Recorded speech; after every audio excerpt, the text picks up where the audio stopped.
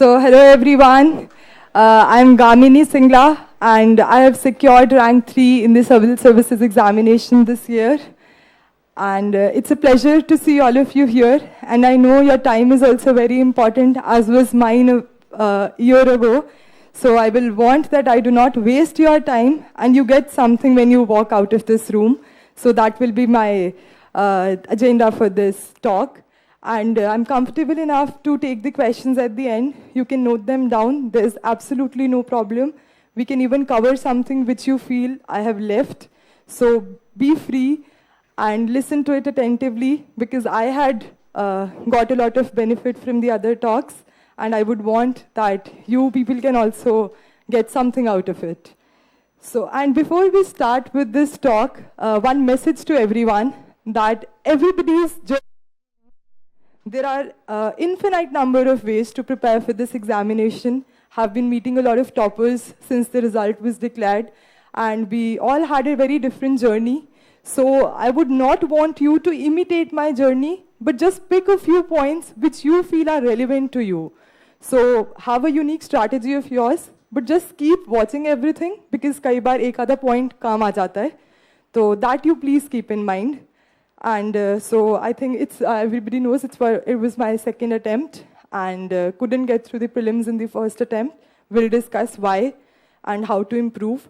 And optional was sociology. Again, doesn't matter which optional I had, because every optional is equally good. We'll discuss that how to choose an optional wisely. So we'll start with my journey first.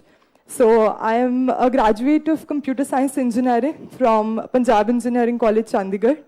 And in the year 2018, I bagged an internship with JP Morgan. And I went there for 5 months as a finance analyst. And there itself, I realized that my calling is something else, and what makes me satisfied is something else. So first message to all of you is that have a right motive when you are sitting here, or when you are preparing for an examination like UPSC, because it demands a lot of persistence, lot of consistency, and you will have to let go of so many things. And only if you have the right motive, you can put that kind of hard work. And so when I was back from the internship, I had an year with me in the 4th year of my college. And in the 4th year itself, when I was back, so it goes like that. So we were coming from the flight, and my flight landed in Chandigarh. My father was along me, and the first thing I said to him was that, "Chalo papa, Ram Book Depot chalte hain, NCRTs leke aate hain. I have had my thing in the private sector. Now let's do what I actually want." तो वहाँ से वो सफ़र एक बारी शुरू हो गया, और last year I tended to utilize as much as I could, or NCRTs, that will discuss how I started the preparation. 2019 May, when I passed out, I was underage, so I couldn't have given that attempt. So I anyways had to wait for a year. There's a local teacher there, Sharma sir in Patiala. So I just wanted guidance to start with the conceptual clarities and everything. So we had 5 a.m. classes, irrespective of whether it was summer or winters. And I still remember I used to wake up at 4:30 a.m., go for the classes. Visibility was so low, as most of the North Indians would know. But I made it a point that I do not miss a class, because one class means you get behind a lot. So I used to attend those classes, make my notes, and those 3 hours classes, we used to just note down everything he used to tell me. And optional also, I took the basic idea there. And in 2020, I was back to my home, and lockdown was there, and I had realized that the conceptual clarity is there. Now what I need is to tweak it a little bit according to the examination's point of view. So since 2020, I have been at home, and I have prepared myself through self-study and through the online resources. In my first attempt, prelims, as I told, I couldn't clear. And the main reason, if I had to tell, was not understanding the demand of the examination well. Secondly, not having a good on-day strategy. So no matter how well you prepare before, but on-day strategy, if it goes wrong, you can't help it. Because UPSC को तो नहीं पता है ना कितने घंटे पढ़ चुके हैं. तो वो तो बस एक एग्जाम के थ्रू ही आपको एनालाइज कर लेंगे. तो मेरा on-day strategy में number of questions that I attempted, they were a little less. In fact, very less. I think you guys will not believe that in the first attempt, I did not even attempt 60 questions. So an important message again, that it's not important that how bad you fail. What is important is how good you rise from that. And I think it worked in my favor that I failed badly enough to make me realize that this is not working. And I utilized that to prepare for the other stages. And when I couldn't get through the prelims in October, I started my mains preparation very well after that. Before that, answer writing was something I had not done enough. But I knew that my prelims basics are strong enough and I will have to work on my mains now. वो एक realization हो जाती है ना, click हो जाता है कि भैया prelims में रह गए, अगली बार mains में रह जाएंगे, तो let's make it कि अभी पहले से ही सारा कर लेते हैं अच्छे से. तो October 2020, when I gave the prelims exam, उसके बाद I started preparing and mains के answer writing optional I did. फिर उसके बाद 2021 का exam prelims का I gave, it got postponed. Luckily or unluckily, I do not know, but now I am here, so I think it was lucky कि postpone हो गया. तो फिर उसके बाद prelims के बाद mains, you everybody knows, फिर interview, and today I am here. So this was my journey. Now let's start with how to go about it and what helped me and what could help you. So first of all, I would take some generic questions which are there in everybody's mind. How important are previous year question papers? So I think you would have heard a lot, previous year question papers are very important. So, but how important are they and how to analyze them well? So we'll go exam by exam. For the prelims, the previous year questions are very important in the sense that do not memorize them. Do not see the options और रट्टा लगा लिया कि इसका answer ये है, इसका answer ये है. तो here comes a part which you'll have to do yourself. The coaching institutes can guide you really well कि कहाँ से question आया है. But एक जो खुद का instinct होता है ना, एक step आगे जाना. तो वो जो उसके 4 options हैं, which are incorrect, तो उसको एनालाइज कीजिए, क्योंकि वो अगर पेपर में ऑप्शंस हैं तो it means that topic is also very essential. तो जब हम इतनी मेहनत कर रहे हैं, इतना सब कुछ पढ़ रहे हैं, तो why not take a step forward और उन तीनों ऑप्शंस को भी एक बार फटाफट गूगल करके देख लिया जाए कि यूपीएससी के पॉइंट ऑफ व्यू से क्या इंपॉर्टेंट है. तो आई मेड इट अ पॉइंट कि प्रीलिम्स के प्रीवियस ईयर क्वेश्चंस पेपर्स को before the exam I did all the previous year papers starting from 2014. And from the static, specifically the history and geography, I started right from 1990s. Because history में तो क्या ही change होगा. So do not make it a thing कि किसी topper ने 2013 number दे दिया तो उसके पहले के देखने ही नहीं है. Apply your own minds as well. Study the pattern of the examination. तो I thought it will be helpful to see the static things पहले से ही अगर हम question papers देख लें. So that was it for the prelims previous year question papers. I hope you got how to analyze them well. Now coming to the mains. तो mains में it becomes very important to know कि किस तरह के questions पूछे जा रहे हैं. और mains is about the analytical thing. It's not to do a lot with the rote learning. तो आप उसको analyze कैसे करते हैं. और न्यूज़पेपर्स पढ़ने से पहले अगर मेंस के क्वेश्चंस पढ़े होंगे तो यू वुड नो कि एडिटोरियल में से क्या चीज़ इंपॉर्टेंट है और किस तरह के क्वेश्चंस जो एडिटोरियल में आ रहे हैं, जो एडिटोरियल में है और जो पेपर में पूछे जा रहे हैं, उन दोनों का कॉम्बिनेशन कैसे सही बिठाया जाए. क्योंकि many a times what happens is specifically when you are just into the start of your preparation phase, you tend to note down a lot of things कि ये भी इंपॉर्टेंट है, ये भी इंपॉर्टेंट है. तो क्या एक्चुअल में इंपॉर्टेंट है वो जब प्रीवियस ईयर क्वेश्चन पेपर्स आप देखेंगे तभी आपको क्लियर होगा. तो इसलिए वो बहुत इंपॉर्टेंट हो जाते हैं. एंड इंटरव्यू में आई थिंक कुछ ऐसा प्रीवियस ईयर क्वेश्चंस का नहीं रहता है, तो वो टॉपर्स के अवेलेबल हैं, वो आप कर सकते हैं. तो इसमें कोई डाउट तो नहीं है प्रीवियस ईयर क्वेश्चंस में, कोई मतलब बहुत ही ऐसा डाउट है जो मैंने मिस कर दिया है. So the next generic thing is syllabus. as important or even more important than the previous year question papers. Prelims का तो इतना detail में they have not given, so it becomes a little difficult. But mains में तो it seems like everything is given on the platter to you.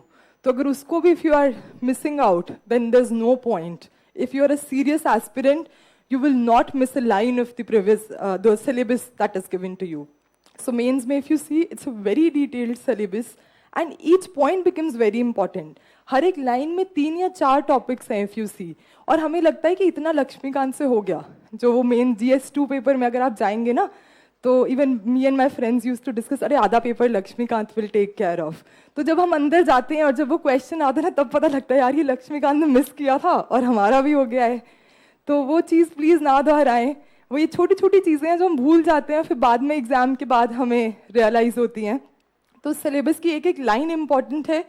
जो आपको लग रहा है कि I have not covered it, you are the best जज. कुछ लोगों की किसी में ज़्यादा पार होती है, स्ट्रेंथ होती है, तो वो अपना खुद एनालाइज कीजिए कि कौन सी चीज़ रह गई है. Book list I will tell you, जो मैंने फॉलो की. If you want you can take that. तो सिलेबस इस हिसाब से बहुत इंपॉर्टेंट हो जाता है. एंड एथिक्स में आई वुड वांट टू से कि सिलेबस के जो की वर्ड्स हैं, they have mentioned the qualities very well which they are looking for. तो अगर हम आंसर्स में वो सिलेबस का जो क्वालिटीज़ है ना, जैसे इंटेग्रिटी अगर मेंशन्ड है या कोई और क्वालिटी मेंशन है, तो they are giving you a hint कि what kind of answers you are looking. तो उस कीवर्ड को डालिए ना अपने आंसर में. तो वी स्ट्रगल अ लॉट की एथिक्स में क्या लिखना है. अरे वो कीवर्ड्स ही लिखने हैं, उनको समझ लीजिए और रट्टा नहीं मारना. प्लीज़ समझ लीजिए कि इंटेग्रिटी और अकाउंटेबिलिटी और ट्रांसपेरेंसी का आपस में डिफरेंस क्या है. These are similar words which people feel कि सब कुछ सेम ही है. बट अगर बारीकियत में जाके देखेंगे तो यू विल रियलाइज कि अगर ट्रांसपेरेंसी पे क्वेश्चन पूछा है और अकाउंटेबिलिटी पे पूछा है, तो there is a lot of difference in these two things. तो उसको अच्छे से प्लीज कर लीजिए. Now coming to the test series, and I think everyone will be so happy to listen to this. Test series का बहुत रहता है. I have heard a lot, test series देनी है, कितनी देनी है. तो yet repeating the same thing. Test series देनी है, बहुत इंपॉर्टेंट है. Can't do without them. तो फर्स्ट अटेम्प्ट में मेरी थोड़ी यही गलती रही कि टेस्ट सीरीज दी मैंने, बट उनको एनालाइज अच्छे से नहीं किया. जो टेस्ट हम दे के आ जाते हैं ना, क्योंकि टेस्ट देना कौन सा ईजी है भाई. 2 घंटे बैठ के प्रीलिम्स का टेस्ट देते हैं, 3 घंटे बैठ के मेंस का टेस्ट देते हैं, उसके बाद एनर्जी ही नहीं बचती है कि उसको एनालाइज भी किया जाए. So these are the problems we have also faced. So if you face these kind of troubles, do not think that हमारे अंदर वो चीज़ नहीं है. मुझे भी उतना ही मुश्किल लगता था उसको एनालाइज करना बाद में आके, जितना शायद आप लोगों को अभी लगता हो. तो उसका बस एक सिंपल सा फंडा है कि दिमाग में ये रखिए कि अगर वो 2 घंटे का टेस्ट दे के एनालाइज नहीं किया, तो वो 2 घंटे बर्बाद ही किए हैं. यू कांट थिंक कि चलो 20% बेनिफिट मिल जाएगा, 30 मिल जाएगा. नहीं, वो 0 ही रहेगा जब तक उसको आप एनालाइज नहीं करते हैं. And what do I mean by the term analysis? One is that you know कि किस में कितने guess किए आपने, कितने सही रहे और कितने गलत रहे. तो जैसे प्रीलिम्स का जब हम स्टार्ट करते हैं, एक तो हमारी ईयरली टेस्ट सीरीज मैंने ज्वाइन की थी, तो वो that was basically to keep me disciplined enough. क्योंकि जब वो टेस्ट आ रहा होता है ना, तो खुद को अच्छा नहीं लगता यार अच्छे से नहीं दिया, तो वो खुद के लिए रखी थी मैंने. बट जो 2-3 महीने पहले जो टेस्ट वी गिव, उसमें that becomes very important. Prelims के लिए specifically I had attempted around 60 to 70 mock papers 2 महीने पहले, और वो ईयरली तो अलग चल ही रहे थे जो 30-35 थे. तो काउंट कर लो, सबको मैथ्स इतना आता है कि कितने टेस्ट सीरीज के मॉक्स देने पड़े और देने चाहिए. तो उसका what I used to do was कि एक तो माहौल बहुत इंपॉर्टेंट है where you are giving the test. You guys are lucky enough, यहाँ पे सेंटर्स पे आके you can give the test. But जब घर पे बैठे होते हैं, वो सेम टेबल होता है जिस पे आप पढ़ रहे हैं और सेम टेबल जिस पे आप टेस्ट दे रहे हैं. तो ये छोटी सी चीज़ है बट बहुत फ़र्क पड़ जाता है मेंटल लेवल पे जाके. तो what I figured out was कि what I can do is कि एक पास में गवर्नमेंट स्कूल था, तो जब भी उनकी छुट्टी हो जाती थी या कभी संडे है, तो वहाँ पे आई यूज टू गो.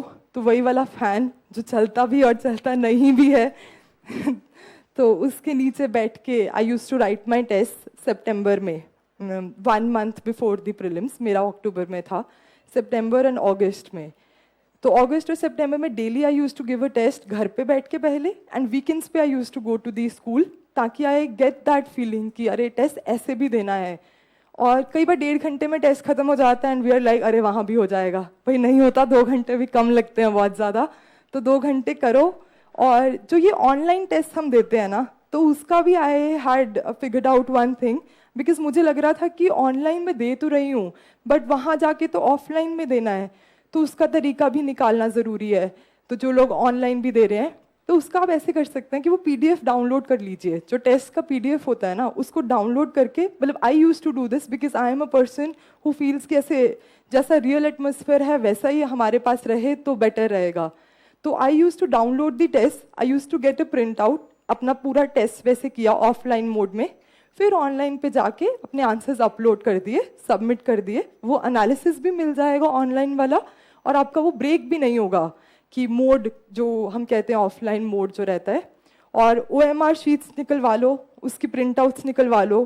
कोई भी टेस्ट एटलीस्ट लास्ट के 2 जो महीने हैं OMR फिल किए बिना मत देना please, and it's a humble request, makes a lot of difference कि OMR अगर पहले से भरने की आदत रही होती है तो। एंड वेदर पैटर्न प्लीज़ देख लेना, हमारे टाइम पे इतनी गर्मी नहीं थी, तो अगर आपके टाइम पे गर्मी है तो प्लीज़ एसी के बिना भी आदत डाल लेना, because you will not get any ACs और anything like that in the actual examination hall. अब आए मेंस की टेस्ट सीरीज़ पे। तो मेंस में भी test series are as important, तो उसमें भी गिव 3 आवर्स फुल टेस्ट, पूरा बैठ के और पूरे कंट्रोल्ड इन्वायरमेंट के अंदर, और एनालाइज करो कि कितना टाइम आपका एक्सीड हो रहा है। और अगर घर पे 15 मिनट एक्सीड हो रहा है ना, तो एग्जामिनेशन हॉल में आधा घंटा एक्सीड होगा, ये मान के चलो, बिकॉज घर घर ही है और वो हॉल हॉल ही है। वो जितना भी प्रैक्टिस कर लो वो डिफरेंस रहेगा। And completing the paper on time is something which can make a huge difference in your marks. और मेंस में तो I would suggest this thing कि प्लीज़ क्वालिटी के चक्कर में अपनी क्वांटिटी ऑफ आंसर्स पे कॉम्प्रोमाइज ना करें, और बिल्कुल भी ना करें। कोई एक क्वेश्चन छोड़ देते हैं और बाकी बहुत अच्छे किए हैं, वहाँ पे बहुत डिफरेंस पड़ जाएगा। तो try attempting all the questions, and how can you do that? Through practice, and only through practice. तो इसलिए टेस्ट सीरीज वहाँ भी इंपॉर्टेंट हो जाती हैं। And I joined the test series with vision IAS, prelims की भी और मेंस की भी, और even others also. I took a Vajiraman Ravi का crash course cum test series वाली थिंग, एंड मेंस में I was largely with vision, and insights का ऐसे और एथिक्स वाला मैंने उनका भी किया था। तो टेस्ट सीरीज जितनी मर्जी दो, आप देनी भी चाहिए बहुत सारी टेस्ट सीरीज। तो आई होप कि टेस्ट सीरीज वाला पॉइंट इज क्लियर, और उसका सेल्फ एनालिसिस भी किया करो प्लीज। डू नॉट रिलाई कि उतने मार्क्स आ गए मेरे, तो do not get disheartened if you get less marks, do not get overwhelmed if you are scoring above 100 110, doesn't matter.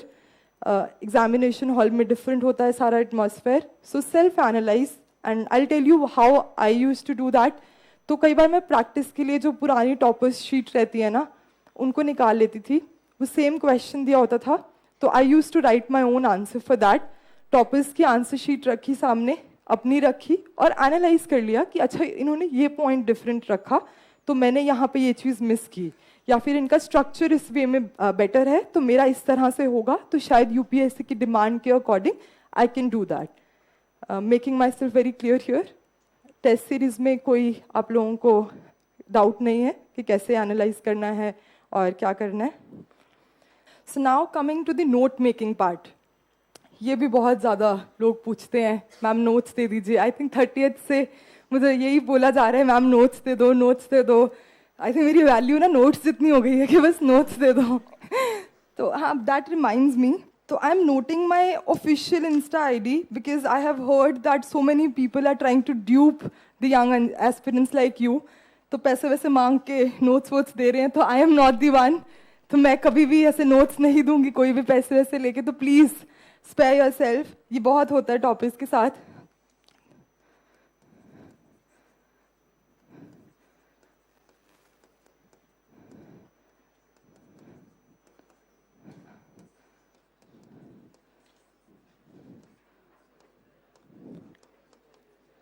इसके अलावा कुछ भी पोस्ट हो रहा है तो समझ लेना कि फेक प्रोफाइल है। And I tell you a fun thing, तो I was not there on Instagram. जब मैंने अपनी ऑफिशियल इंस्टाग्राम बनाई, या फिर कहिए बनानी पड़ी क्योंकि फेक इतनी बन गई थी, तो जो मेरी ऑफिशियल वाली पे जब आई यूज टू पोस्ट समथिंग ना, तो उसके नीचे कमेंट्स आने लग गए, ये फेक वाली है, ये फेक वाली है। लाइक कि अब इस पे भी वो हो रहा है। और फेक वाली पे there are so many followers, और ऑफिशियल वाली पे एवरीबडी इज लाइक लेट आई है तो ये फेक है। तो making it very clear, this is the actual one. हाँ, तो we were discussing about the note making. तो नोट्स का ये है कि सूट योर सेल्फ वेल, कि आप लोगों को क्या चीज़ सही बैठती है। It can be in the laptop पे नोट्स बना सकते हैं, आप कॉपी पे नोट्स बना सकते हैं, डजेंट मेक अ डिफरेंस। जब मेरे टाइम पे I use to hear a lot कि लोग लैपटॉप पे बना रहे हैं because it's time saving, but I am not a person who likes to spend a lot of time on the laptops. तो मुझे कई बार ये डर भी रहता था कि यार कहीं टाइम तो नहीं ज़्यादा वेस्ट कर रही कि लिख के कर रही हूँ, बट आई थिंक नहीं हुआ था वो टाइम वेस्ट, यूटिलाइजेशन ही थी। तो अपने आप की स्ट्रैटेजी बनाएं। और जो स्टैटिक पोर्शन है उसके I did not feel a need to make the notes, क्योंकि वो ऑलरेडी बुक्स में है। You have different colour of markers, तो फर्स्ट रिविजन के बाद एक कलर यूज कर लिया, सेकंड के बाद दूसरा, तीसरा, कलर्स के थ्रू अपना टाइम सेव कीजिए। बट जो करंट अफेयर्स है और स्पेसिफिकली मेंस के लिए, उधर नोट मेकिंग की बहुत ज़्यादा आपको इम्पोर्टेंस लगेगी पता। और उसमें भी there is a particular way I use to go about it. Editorial जैसे कि हमने पढ़ लिया, I had a register GS 1 2 3 4, I segregated it like that. और एडिटोरियल्स में मुझे कोई भी लगा कि इस पेपर के साथ इसका तालमेल बैठ रहा है, तो उसको भी नोट मेकिंग में भी मैंने उसको इस तरह से नोट बनाया जैसे कि एक आंसर लिख रही हूँ मैं अपना। सपोज प्रेसिडेंट के ऊपर कोई अच्छा आर्टिकल आया है, उनकी पार्स के ऊपर, या फिर गवर्नर की पार्स काफ़ी ज़्यादा न्यूज़ में रहती हैं, तो आई यूज टू फील कि अच्छा ये चीज़ इंट्रोडक्शन में डाल सकती हूँ आर्टिकल से स्टार्ट करके, राइट फ्रॉम द बिगिनिंग। जब मैंने स्टार्ट किया नोट मेकिंग, तो right from the beginning I had this thing in mind कि इसको आंसर के फॉर्म में लिखा जाए। तो इंट्रोडक्शन में अपनी दे देती थी कि चलो जैसे आर्टिकल से स्टार्ट कर दिया, मेन पॉइंट्स जो एडिटोरियल के हैं, और एक कंक्लूजन रफ सा, थोड़ी थोड़ी जगह छोड़ दीजिए। इंट्रो वीडियोस बाद में आपको मिल जाएंगी, आप सुन लो पहले।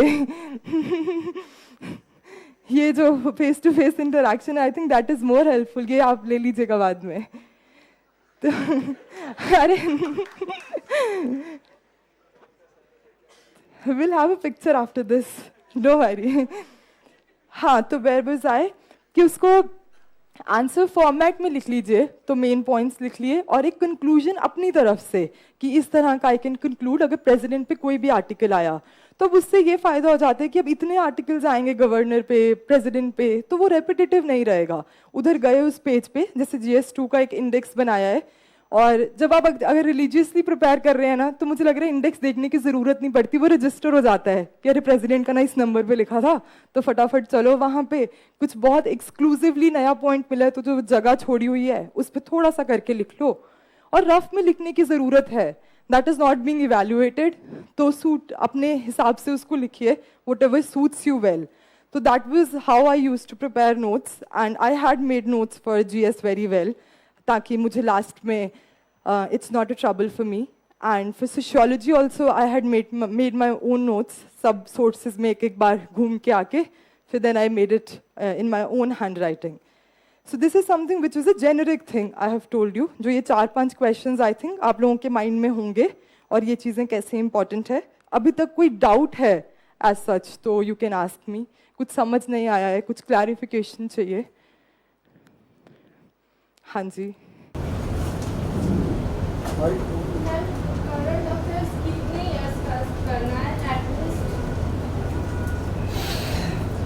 Okay, so very relevant question from her. Current affairs कितनी देर का करना है? 1.5 years I would say. Sounds very huge and it is huge indeed. क्योंकि 1.5 साल का करंट अफेयर, एक एक न्यूज़, एक एक स्कीम, उसका सब कुछ, तो तभी तो इसको that is why it's the toughest examination, ये सब चीज़ें आती हैं। तो 1.5 साल का आई वुड से कि आप कीजिए 1.5 years, और उससे पहले से भी इफ़ यू आर मतलब if it's comfortable, newspaper reading की हैबिट आप you can develop, and it is specifically for the ones who are still entering their college, कि ½ an hour और 1 hour की न्यूज़पेपर रीडिंग की आप हैबिट कल्टिवेट कर लेंगे, तो it will be easy for you. तो एकदम से ऐसा नहीं लगेगा कि किसी नई जगह पे आ गए हैं। तो जो लोग सोच रहे हैं कि 12th से प्रिपरेशन स्टार्ट कर देते हैं, तो just a message for them कि प्रिपेयर एज सच करने की ज़रूरत नहीं है, अपना ग्रेजुएशन इंजॉय कीजिए, बिकॉज जिस तरह की personality you are going to build during your graduation years, that will not come back. The kind of friends you are going to make there, I have my friends who are lifelong, they are going to stay with me, hopefully. So, So I think what kind of friends you make, the kind of personality you develop. I used to participate in every event that was possible. I had done a lot of debating, participated in Model United Nations. We used to go for tours, trips, everything. So enjoy yourself in the graduation. एक चीज़ अगर add करना चाह रहे हैं तो हिंदू या कोई भी न्यूज़पेपर पकड़ के उसको आधा घंटा पढ़ लीजिए. तो करंट अफेयर्स 1.5 साल I have explained you I think, तो इतना करना ही पड़ेगा. आई फील सॉरी बट करना पड़ता है. तो आई थिंक और किसी का कोई डाउट अभी तक तो नहीं है? हाँ जी. तो वो सारे अभी हम चार बच्चे बता रहे थे. कॉपी अगर करना है तो जैसे हिंदू को करना है, जितने उसमें टॉपिक्स आ रहे हैं सारे के अच्छे से करना है. पूरा छोटा टॉपिक को सारे अच्छे से करना है. नोट्स भी बनाना है सारा, क्योंकि इतने सारे आते थे एक दिन में 2 घंटे में कवर करना. Chalo, now she has raised the points about current affairs. I had planned it a little late, but chalo, let's complete the current affairs वाला portion. बड़ा hyped है यार, ये current affairs जो word है ना, इससे डर लगने लग जाता है एक time के बाद तो कि current affairs क्या है. सोचने में there are just 2 words, but I think constitutes a lot of the preparation. तो उसके लिए what I used to do was, and this also I think you can keep in mind, कि first attempt में I had made this mistake to not follow the newspapers religiously and relied on the daily news analysis of the websites. So that was a blunder I made, I guess, and that took one attempt from me. And धीरे धीरे realize हुआ कि newspapers are the basic essential things, और prelims by chance गलती से हो भी जाए तो मेंस नहीं होगा अगर न्यूज़पेपर नहीं किया है. तो न्यूज़पेपर द हिंदू आप पढ़िए 1 घंटा. तो I tell you how I use to do it. The Hindu में सुबह पढ़ लेती थी, एंड तो I got help from my father a lot for the newspaper thing. तो अब जैसे द हिंदू को भी पढ़ना है तो कई बार हम फ्रंट पेज पढ़ लिया, एडिटोरियल वर्ल्ड और ये सब पढ़ लिया, बाकी चीज़ें हम मिस कर देते हैं.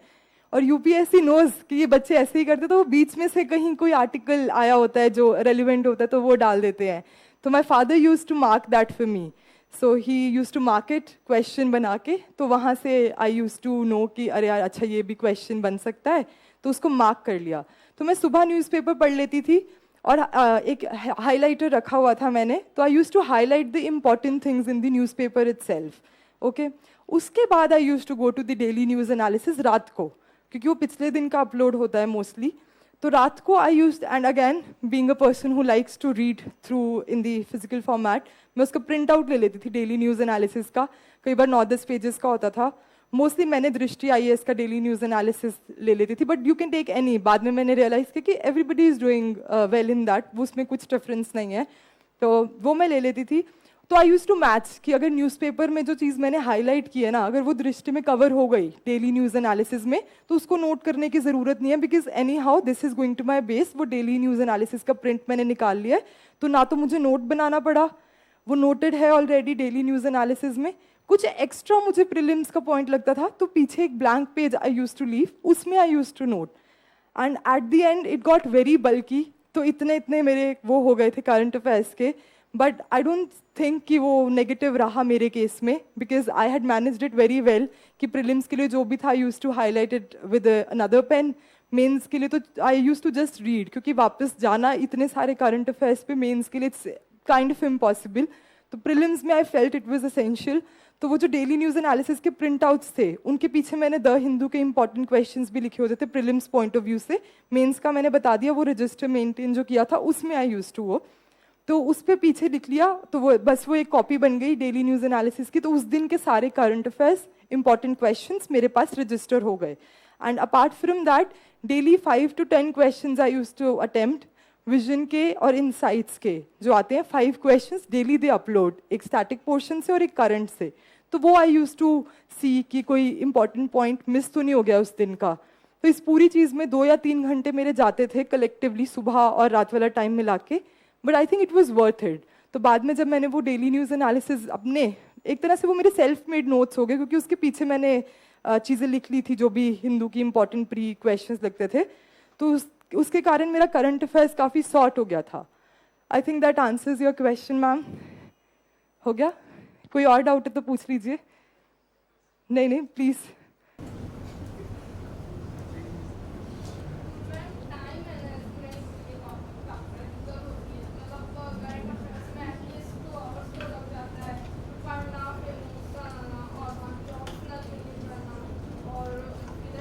got your question. Time management is something I will discuss एक बारी end में. तो this I'll keep on hold. By chance अगर भूल गई तो you guys can let me know. Remind करा देना. Let's go to the book list. I think everybody has been waiting for that. कुछ different नहीं है. Books same रहेंगी. लोग same रहेंगे. But फिर भी I know it's nice to hear the same things again because बार बार वो हो जाता है. तो what I did was कि NCERTs मैंने 2019 में when I was in the 4th year of my college तो वो मैंने वहाँ कर ली थी. और NCERTs में से question आए या ना आए it becomes important because conceptual clarity बहुत आ जाती है. तो book list we were discussing I suppose. तो लास्ट ईयर में मैंने NCERTs अपनी जो है वो कंप्लीट कर ली थी. तो उससे ये फ़ायदा रहता है कि कंसेप्चुअल क्लैरिटी जो है आपकी वो क्रिस्टल क्लियर आपको चीज़ें समझ में आ जाती हैं कि ये चीज़ है ये नहीं है. कई बार प्रीलिम्स में आए क्वेश्चन ना आए डजेंट मैटर. खुद को जब चीज़ें क्लियर होती हैं तो मेंस में भी काफ़ी हेल्प मिल जाती है. And I start subject wise. I use दी ऐसे बोल देती हूँ सेम सी हैं किताबें. तो अगर किसी को लगा कि you want the name written so I write it. Done. History में एंशिएंट, मिडिवल और मॉडर्न. तो एंशिएंट और मिडिवल में we have been doing R S. Sharma and Satish Chandra sir की बुक्स. वो तो करनी ही है. तो one thing I figured out work for me was कि 6th to 10th की जो NCERTs हैं स्पेसिफिकली 6th की एक एंशिएंट की आती है और 7th की भी आई थिंक है मिडिवल की. तो करेक्ट मी अगर मैं क्लासेस का नाम गलत बोल रही हूँ तो बट आई थिंक यही है. तो वो जो NCERTs है ना उसमें टर्मिनोलॉजीज भी दी हुई हैं. कई बार एक साइड में छोटा सा बॉक्स होता है उसमें कोई इंपॉर्टेंट सी टर्म होती है उसका मतलब एक्सप्लेन कर देते हैं. तो यू वुड हैव नोटिस्ड आजकल प्रीलिम्स में ऐसे टर्मिनोलॉजी बेस्ड क्वेश्चंस आ जाते हैं कि ये चीज़ का क्या मतलब है. तो वो उधर से इजी टू गेट क्वेश्चंस हैं. और उसने मुझे 4 मार्क्स फेच किए अपने प्रीलिम्स में. और वो लास्ट के कुछ दिनों में आई रिवाइज्ड दोज NCERTs. तो ये चीज़ आप ऐड कर सकते हैं. Will consume less time but will fetch you marks. Polity में मॉडर्न में spectrum was the key. Polity में भी हाफ लक्ष्मी कांत सर की बहुत ही अच्छी बुक है. तो that I use to follow. Environment is something which is becoming very important nowadays. तो उसके लिए एक तो साइंस एंड टेक के जो क्वेश्चंस और बायो के मिक्सचर में जो आते हैं ना वो ना साइंस में सही बैठते हैं ना इन्वायरमेंट में बट वो आ जाते हैं. तो उसके लिए बायो की जो NCERTs है ना एक तो वो लास्ट के 4 तो बोलते ही हैं सब कि लास्ट के 4 चैप्टर्स कर लो. तो थोड़ा सा खुद का दिमाग भी लगा लेना. उसने आगे भी दिया हुआ है जीन्स पे, जेनेटिक टेक्नोलॉजी पे. तो ये जो क्वेश्चंस है बायोलॉजी की NCERT से. और इसमें आपको एक फ़ायदा ये भी रहेगा कि जो प्रीलिम्स के बाद जो आंसर कीज आती है ना उसमें बहुत जो डिस्प्यूट रहता है कि ये सही है कि वो सही है. जो NCERT में दिया होता है वो मोस्टली सही रहता है. What I have analysed from the previous year question papers और उनकी आंसर कीज को. तो इसलिए भी NCERTs इंपॉर्टेंट हो जाती हैं because they will go by standard books. तो बायो की NCERTs में मैंने वो 2-3 चैप्टर्स भी एक्स्ट्रा कर लिए थे. And that again fetched me 2 or 3 marks 2 marks in the prelims.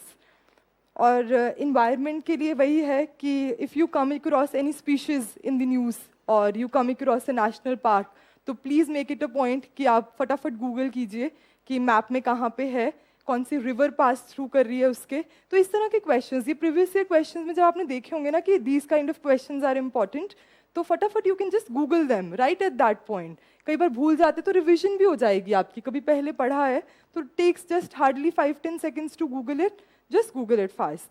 तो इस तरह से यू कैन प्रिपेयर.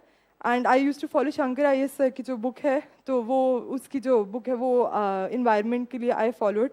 उसको भी मैंने एंड टू एंड नहीं पढ़ा था but you will know when you see the previous year question papers कि क्या इंपॉर्टेंट है और क्या नहीं है. ये एलिफेंट रिजर्व्स, टाइगर रिजर्व्स ये सब बहुत इंपॉर्टेंट हो जाते हैं. And I think they very easy marks to get. तो 50 या जितने भी अब हो गए हैं टाइगर रिजर्व्स एक बार ही उनको देख लेंगे आप कि कितने हैं. तो doesn't take a lot of time but gives you marks. और अब ये थोड़ा टेक्निकल और हो गए हैं कि इसमें स्पीशीज़ कौन से हैं और इसमें आगे रिवर्स कौन सी पास थ्रू हो रही हैं. तो वो चाहे सबका you can if you do not want to google सबका मत करो but whatever is in the news that you can google. Geography में we have the 10th, 11th and 12th class NCERTs more than sufficient but उनको अच्छे से पढ़ो. Every line you should understand, make it clear. तो कई बार भी like कि हाँ वो पढ़ ली है बट उसी में से क्वेश्चन आ जाता है and we are not able to attempt and that is very sad. These type of questions you should not miss if you are a serious aspirant.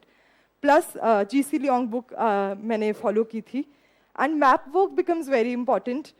तो कई बार मैंने देखा एस्पिरेंट्स मैप्स लगा लेते हैं बड़े बड़े, इधर भी मैप है और वो कभी नहीं दिखता है। और मेरे केस में भी I had to remove those maps क्योंकि I never use to walk to them.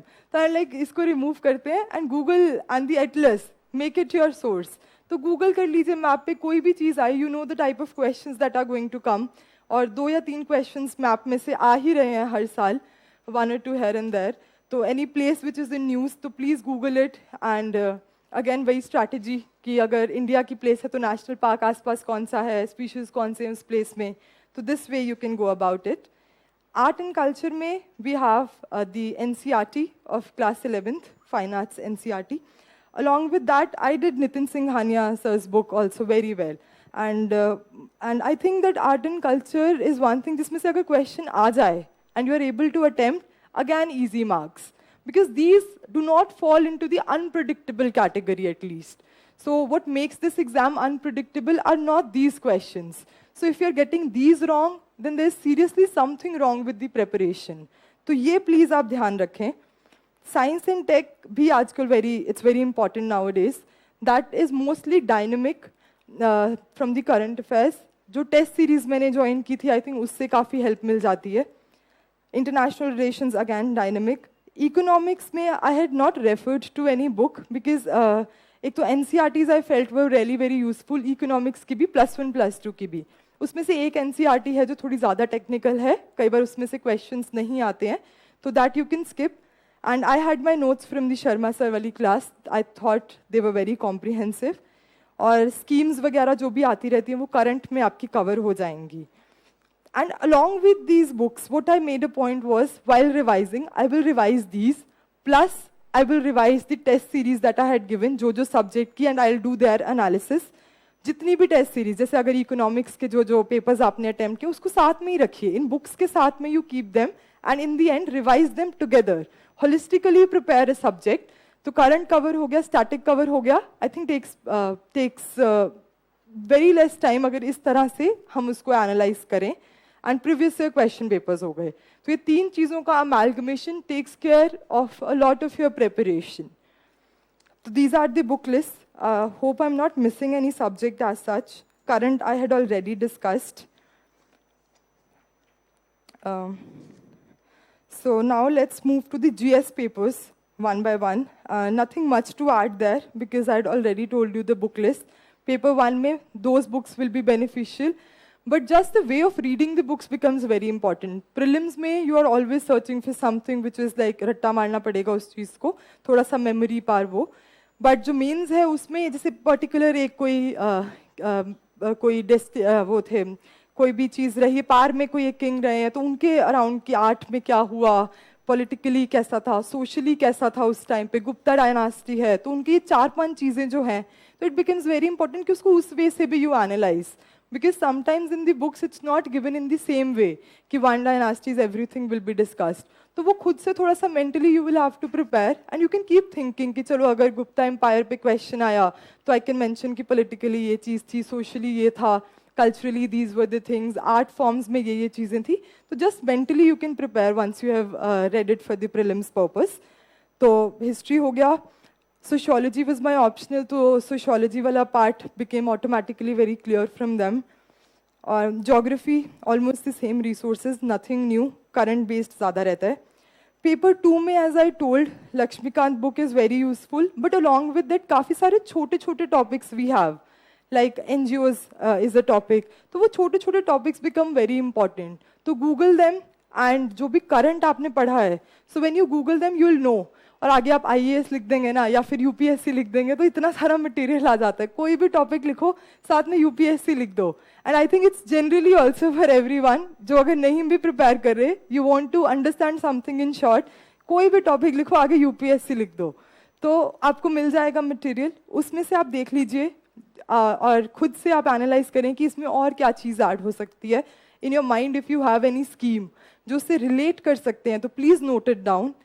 And so here comes the part that coaching institutes cannot spoon feed you. They cannot tell you कि ये scheme यहाँ सही बैठ जाएगी.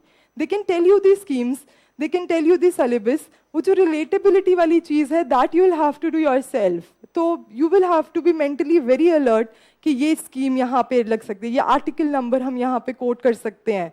That is something that makes your answer a little bit different. So paper 2 I have made clear, mostly from the current affairs portion, IR वाला भी. Paper 3 again economics, dynamic paper, lot from the current affair.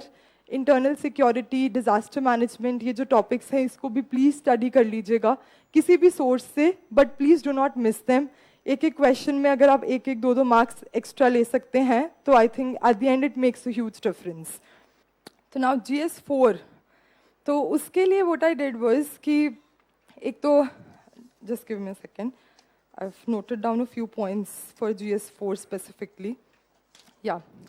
So the structure of my answer was basically definition of whatever was the keyword there. If it's integrity, तो वही समझ लो and define it in very short words. Doesn't matter it's a technical definition or not. Your understanding also works very well. Have a few examples in your mind. You can quote it from any direction. Not only the previous IAS officers who have done some good work in the direction, even from sports, army, in any direction, if that quality and that example is relating, so you can quote that example. And examples do add a value to an GS4 answer, so keep that in mind. Constitutional perspective is very important in the case studies, because constitutional perspective, if you give, it is ethical enough to quote an ethics का paper. तो वो article number आप लिख के साथ में थोड़ा सा डिफाइन कर दीजिए कि ये वाला आर्टिकल है और ये वाली क्वालिटी है, so that it doesn't sound like a simple GS answer. तो एथिक्स में it becomes very important to differentiate, because question same ही होंगे. अब अगर जैसे CSR पे कोई क्वेश्चन आ रहा है, कंपनीज एक्ट पे आ रहा है, तो वो बाकी पेपर्स में भी आ सकता है सेम क्वेश्चन. तो एथिक्स में they are looking for is कि वो बेंट ऑफ माइंड कि कोई एथिकल क्वालिटी आप जोड़ रहे हैं, या फिर कोई ऐसी चीज़ जो नहीं करनी चाहिए वो आप साथ में लिख रहे हैं कि दिस इज अनएथिकल. तो वो जो मैंने बताया था ना स्टार्टिंग में, that the keywords you can get and वो ही कोट करते रहिए कि I am choosing this option because it is helping me to show me as a transparent person, as a e-governance it is helping. तो वो keywords will help you in the case studies. As far as the books are concerned, I did refer to Lexicon and Subba Rao sir's book, और उसमें से भी few topics pick and choose whatever you feel is important and it's given in nice way. और otherwise मैंने खुद के notes ज़्यादा बनाए थे. That is it for the GS things. ऐसे अभी रह रहा है, और इस साइड तो बहुत सारे ट्रोल्स भी हुए हैं ऐसे के फिलोसफिकल टॉपिक्स पे. It was trending everywhere, so my friends were like कि कैसे से क्वेश्चंस आए इस बारी, कैसे से ऐसे टॉपिक्स थे. But I think nothing to be afraid of. If you have prepared well for the GS, चाहे फिलोसफिकल आ जाए, चाहे पॉलिटिकल आ जाए, चाहे सोशियोलॉजिकल आ जाए, चाहे साइकोलॉजिकल आ जाए, because they are not looking for the subject knowledge. The philosophical essays do not mean they want a philosophical perspective. So make it very clear. तो ऐसे do not fall into the trap कि अरे ये वाला optional लिया होता तो शायद better हो जाता. So this time sociology students were a little disappointed because her bar women पे education और health पे एक आता ही आता है. So even I was told कि चलो एक section will be taken care of, but it was not. So do not get disheartened by that. For essay, what works well is a holistic perspective from every subject. You add some value. As far as the introductions are concerned, you can introduce an essay through a definition, through a story, or through making it a little bit interesting from your experience thoda sa. And definition based, I would say avoid, because वो GS के answers में ज़्यादा अच्छा लगता है. But essays में to build a good essay, you can start with the quotation, or you can start with the story. I preferred doing a story thing, or you can start with an example or a case study कि this thing was done ऐसे करके. Yeah, जैसे there was a question, there are better practices to best practices. This was an essay, तो I opted for this. तो I just took an example किसी भी field का कि I will tell you कि किस तरह से आप ले सकते हैं. कि जैसे सपोज कुछ चीज़ अभी तक बेस्ट ट्रेंड कर रही थी इंडिया में, we had 4G as the best thing. तो now 5G has come, so there are better practices to the best practices. They were best in their times, but there are so many better things to do as well. We can evolve. तो एक example या एक case study लेके उसको आप you can start. And post that what you do is, what I did was that I took different perspectives कि politically इस ये स्टेटमेंट ऐसे फिट हो रही है पॉलिटिक्स में, गवर्नेंस में ऐसे फिट हो रही है, इन्वायरमेंट में ऐसे फिट हो रही है, सोशियोलॉजी में ऐसे फिट हो रही है। तो जितने भी सब्जेक्ट्स आपने पढ़े हैं इंटरनेशनली, ये एग्जाम्पल्स हैं ग्लोबली। तो एग्जाम्पल्स के through you obviously give a definition, और थोड़ा सा स्टार्ट करने के लिए जो भी आप लिखते हैं, उसके बाद एग्जाम्पल्स के through you can make your essays a lot better. और हर पर्सपेक्टिव अगर आप कवर करें तो that will fetch you more marks, is what I believe in an essay. तो try covering different angles, and that is even in the GS questions. Try covering different angles. एक ही angle को if you start explaining a lot, that might not fetch a lot of marks. Rather, अगर आप different angles को छोटे छोटे में भी explain कर देते हैं, that will work in your favor. So that is about essay. And answer writing का एक basic सा structure रहता है. I think everybody knows introduction, body and conclusion. तो introduce करने के काफ़ी ways हैं हमारे पास. I used to prefer introduction by an article wherever I could fit in, specifically GS2 and some of the GS3 as well. तो कोई article से if I could start. Definition based, कोई recent news रही है उस particular topic पे, you can start with that.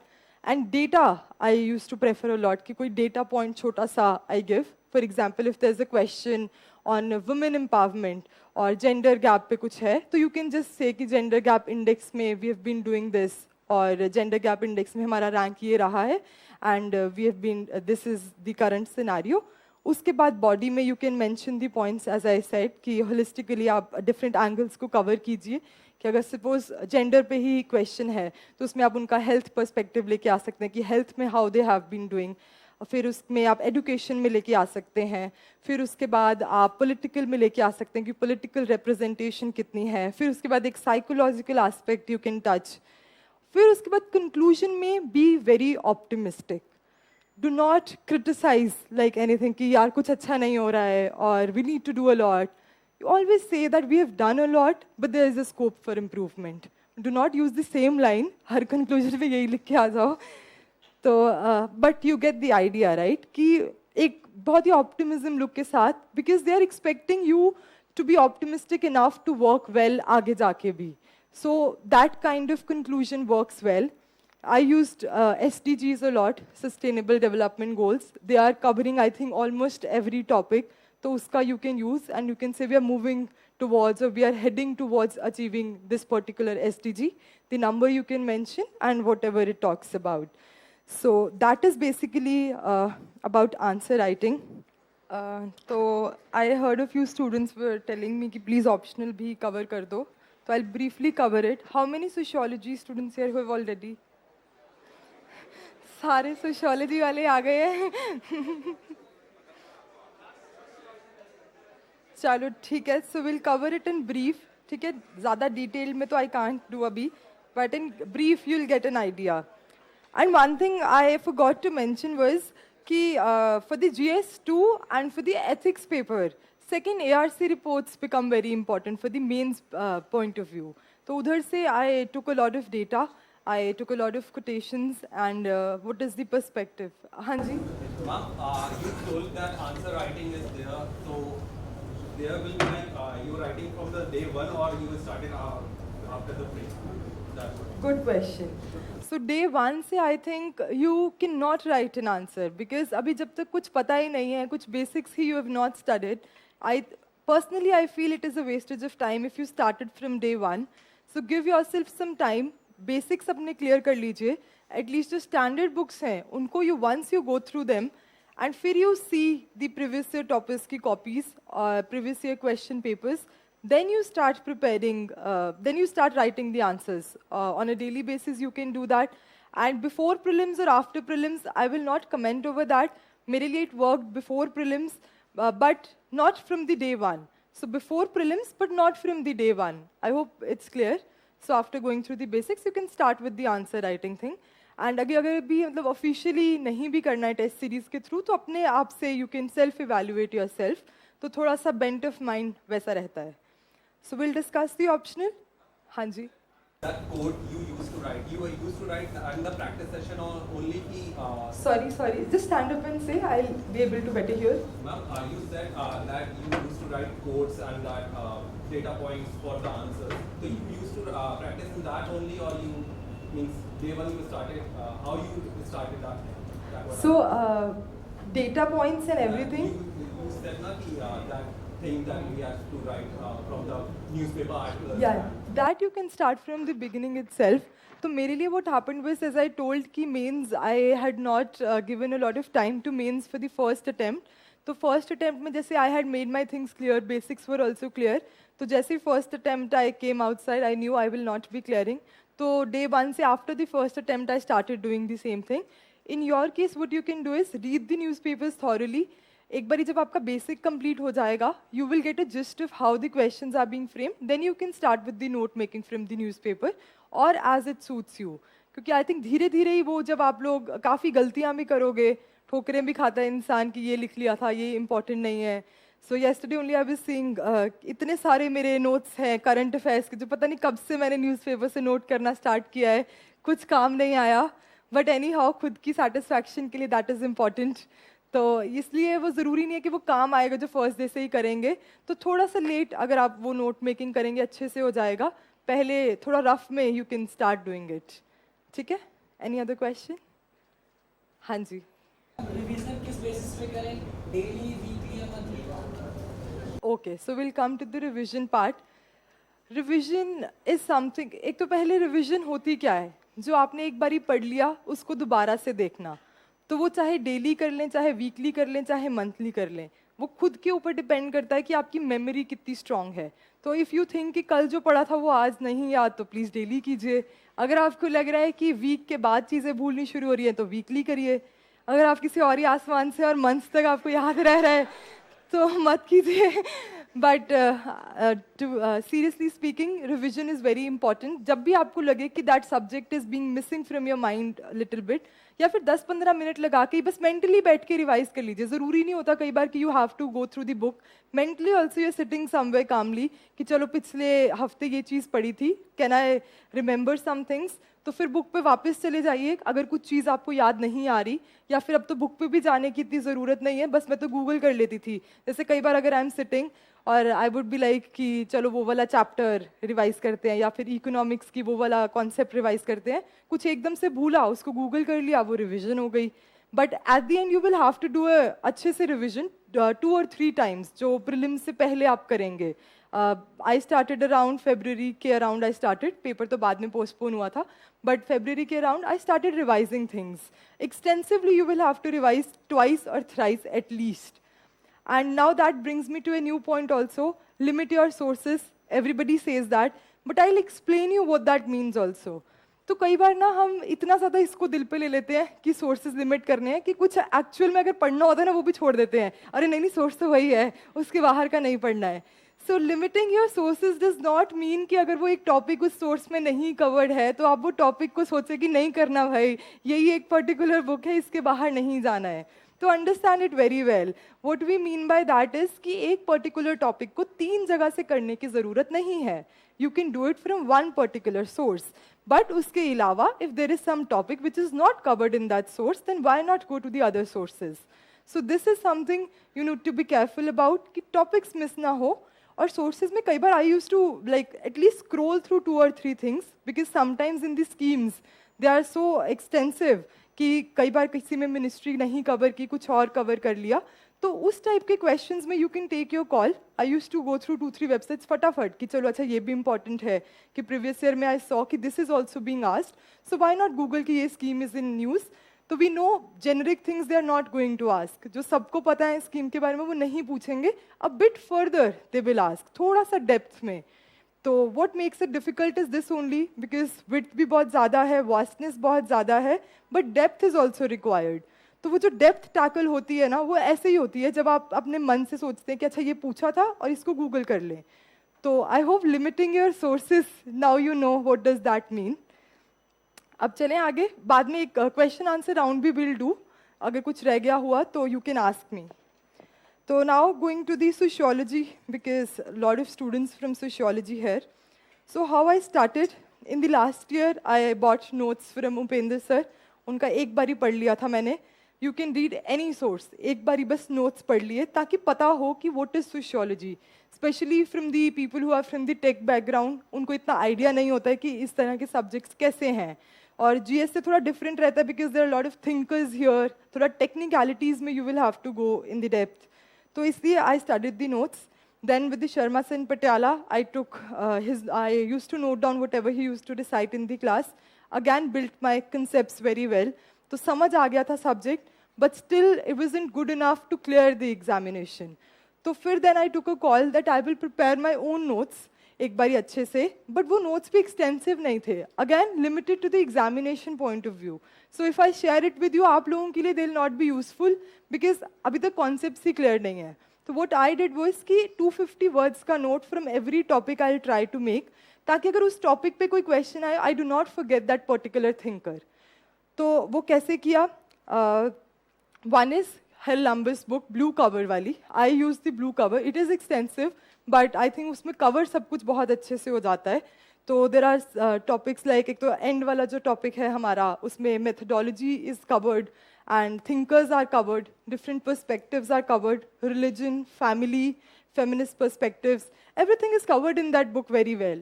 So I recommend कि please जो notes हैं उनको follow कीजिए, but they are not sufficient. उसके साथ जो एक book जिस तरह का perspective आपको देती है, और जो हम कहते हैं ना कि इसको sociological way में कैसे लिखें, because the problem here is that nowadays they are asking a lot of GS type questions in sociology. तो वहाँ पे lot of students gate confused कि सोशियोलॉजिकल आंसर कैसे लिखें. तो वो बुक पढ़ी होगी ना, तो यू विल नो कि सोशियोलॉजी क्या है. और तो पहले यही कवर करते हैं कि एक सोशियोलॉजिकल आंसर कैसे लिखना है.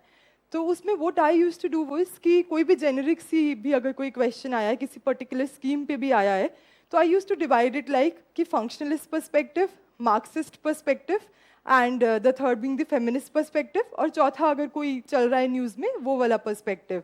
तो जब आप ये चारों चीज़ें कवर कर लेंगे, चारों पर्सपेक्टिव्स कवर कर लेंगे ना, तो उसमें what will be there is कि एक होलिस्टिक पिक्चर बन के आ जाएगी, and that will sound like a sociological answer.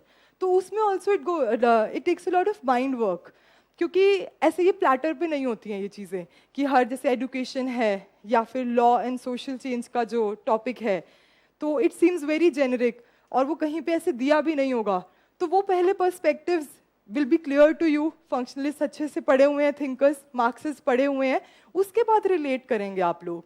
तो again a lot of work you will have to do yourself also. सब कुछ ऐसे मिलेगा नहीं कि लिखा हुआ है कहीं पे, खुद से ही करना पड़ेगा. पेपर 2 में बहुत डायनेमिक है, तो ये अप्रोच काफ़ी ज़्यादा it is useful, because paper 2 का जो सिलेबस है वो इजीली अवेलेबल नहीं है, उसके रिसोर्सेज की एकदम मिल जाएं. तो उसके लिए you will have to do this thing a lot, थोड़ा सा मेंटल वर्क. तो Haralambos I have told you, and उसके अलावा रिट्जर से thinkers I did end to end, और उसमें कुछ एक्स्ट्रा पॉइंट्स भी दिए हुए हैं रिट्जर वाली जो बुक है. तो आई थिंक थिंकर पे अगर कोई भी क्वेश्चन आता है तो that is tackled from there. और उससे मैंने नोट्स बनाए, उनके जो थे वो मैंने नोट्स अच्छे से बनाए, लिखा भी. I had to put some work there, but I think that was useful, क्योंकि वो डिफरेंट क्योंकि वो सारी बुक नहीं ना करनी होती, थोड़ा थोड़ा portions you have to do, and उसका अगर नोट्स आपके पास हो तो इट बिकम्स वेरी इजी. उसके अलावा सेकंड पेपर के लिए आई हैड नागला सर की जो बुक है वो, और एक रूरल सोशियोलॉजी है जो book I used to follow. उसमें से भी थोड़े थोड़े पॉइंट्स आई टुक, मतलब not the entire book, but समझ आ जाएगा जैसे you will see the demand. And I had my own notes जो मैंने कोचिंग से मेरे पास जो थे, जो मैं classes I used to attend morning वाली, वो नोट्स थे. तो उन तीनों का अमेलगमेशन और पिछले साल के टॉपर्स की शीट्स, और जो थोड़ा बहुत यूट्यूब पे here and there are a few YouTube videos available, तो जो भी टॉपिक लगता था I use to note them like that. तो इस तरह से सोशियोलॉजी का I prepared. Answers test series again become very very important. यहाँ पे भी do not miss even a single topic from the syllabus. Syllabus is the Bible here. एक एक topic becomes very important. Frame your own questions कि आजकल news में ये scheme है, ये इस टॉपिक के साथ भी सही बैठ रही है, तो किस तरह का क्वेश्चन आ सकता है, और उसको सोशियोलॉजिकल वे में how can you put. And a humble request, एक ही पर्टिकुलर थिंकर उठा के उसको एक्सप्लेन मत कीजिए.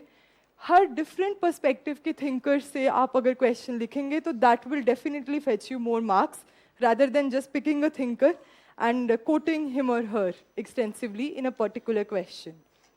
Right? Anything else about the sociology? I think I've made it briefly. I have, yeah. Ma'am, do you filter them, the bulky books like Columbus and Ritter? Like, should you go by page or how do थोड़ा you, सा how do we filter them bulky books like Columbus and Ritter?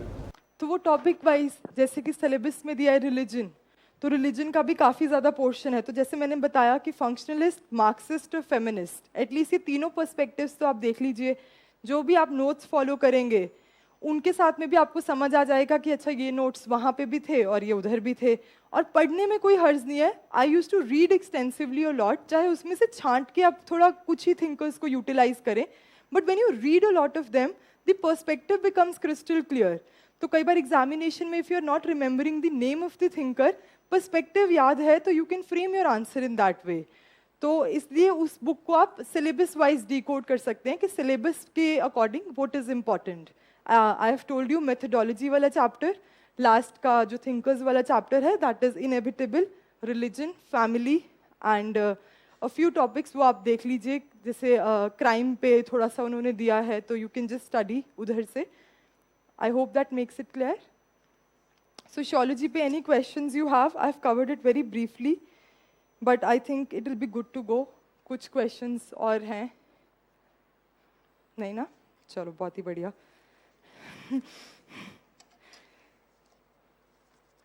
तो now comes my best part, जो मुझे बहुत पसंद है।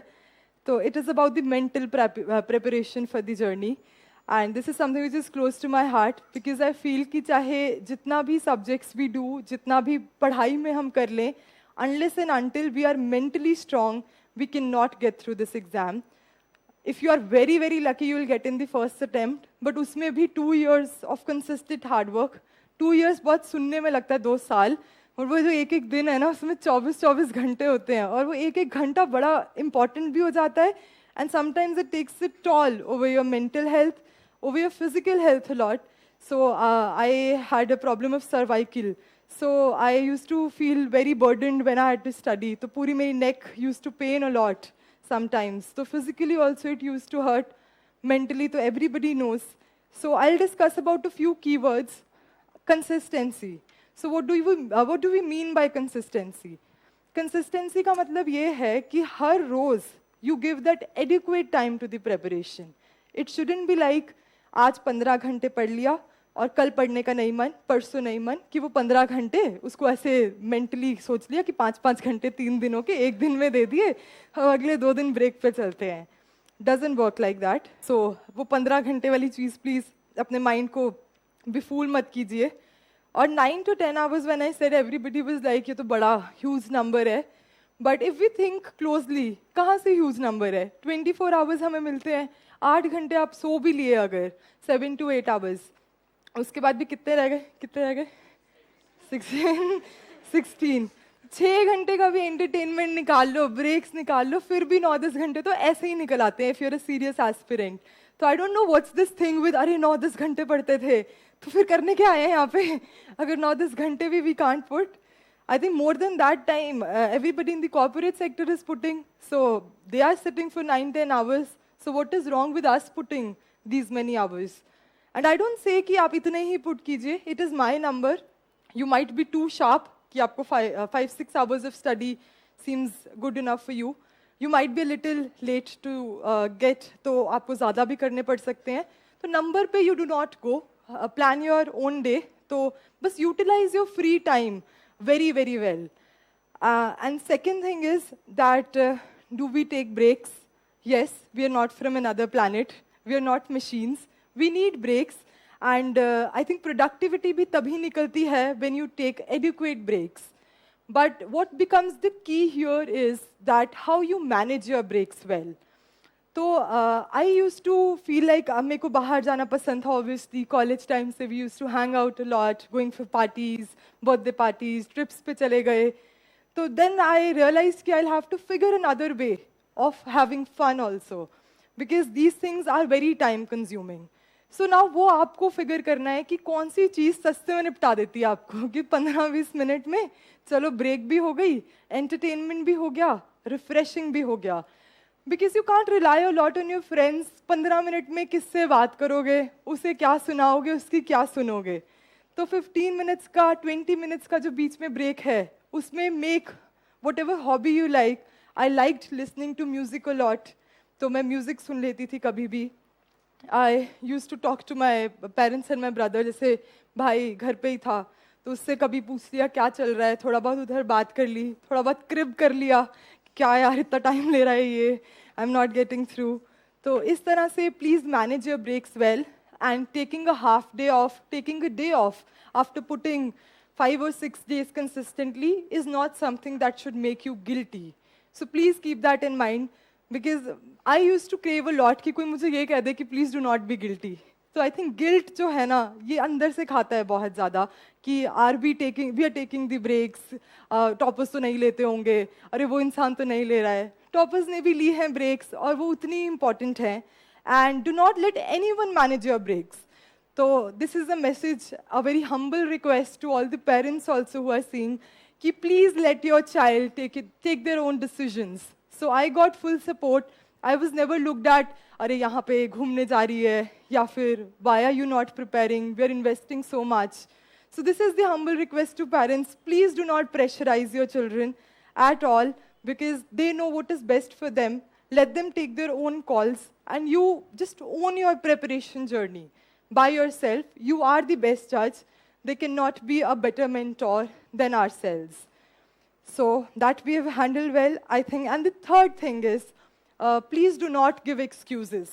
And I'm not talking about giving excuses to somebody else. These are the excuses to yourself. And I've not shared this incident somewhere, but I would like to say, so 3 weeks before the mains, it was December 9th or 10th, and I was preparing अच्छे से कि पता नहीं mains लिखने का मौका मिलेगा कि नहीं, प्रीलिम्स तो बड़ी मुश्किल से निकलता है. So my grandfather got hospitalized suddenly, all of a sudden.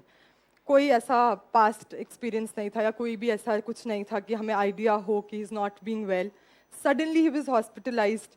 Within 10 days he was gone, and I think it was heartbreaking for me at that time, being so attached to someone.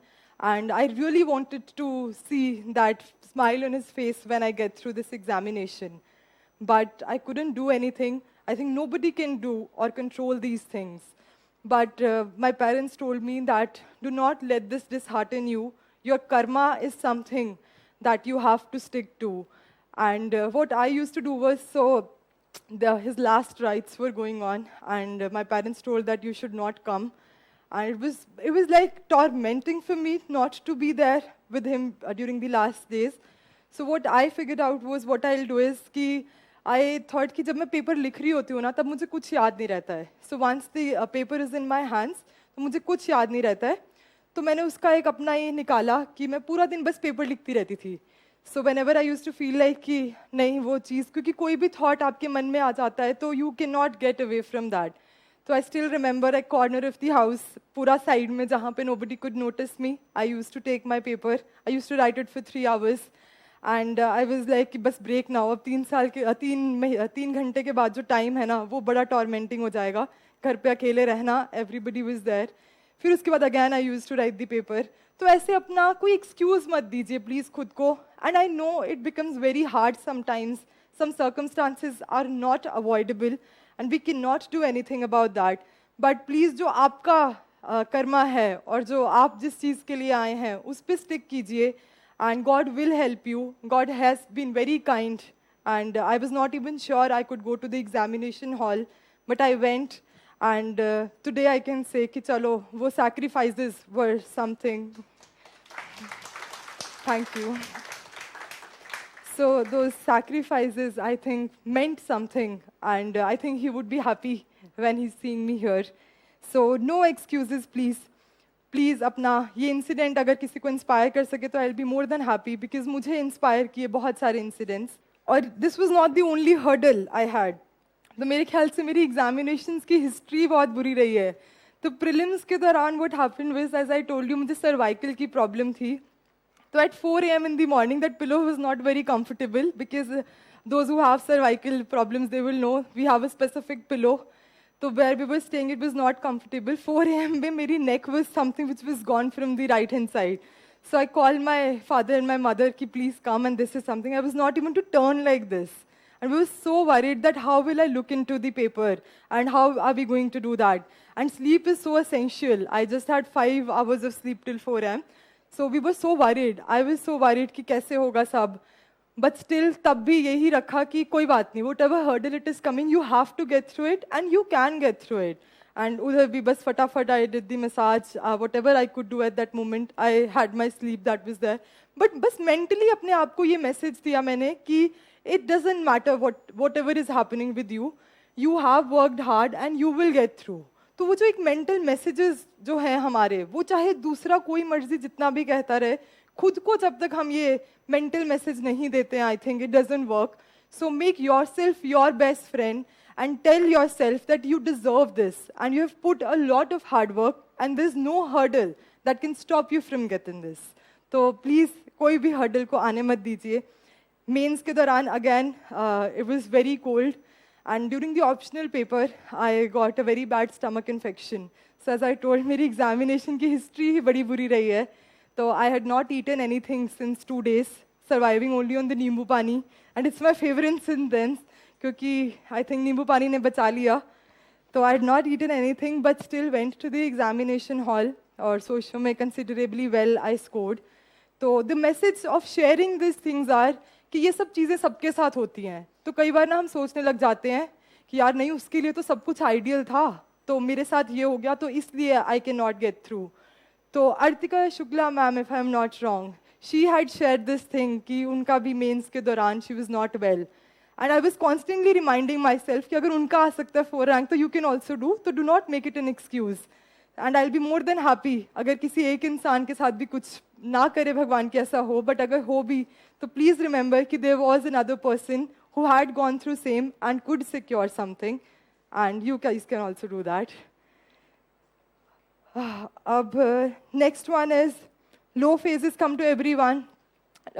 Nothing to worry about that. Demotivation, yes. Self-doubt, yes. Fear, yes. Guilt, yes. These are going to be your constant companions. Anger, yes. A lot of anger, lot of frustration. I think your families, I pray for them that they are able to survive you, because lot of frustration this exam brings.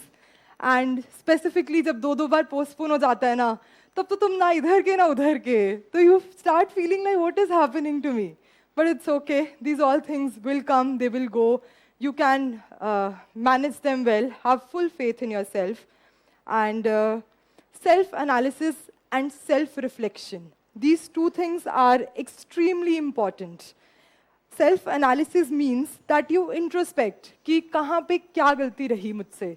अपना जैसे कि past 1 month अच्छा नहीं गया, तो instead of cribbing about it कि अच्छा नहीं गया, जस्ट एनालाइज इट कि क्यों अच्छा नहीं गया, टाइम कहाँ पे जा रहा है.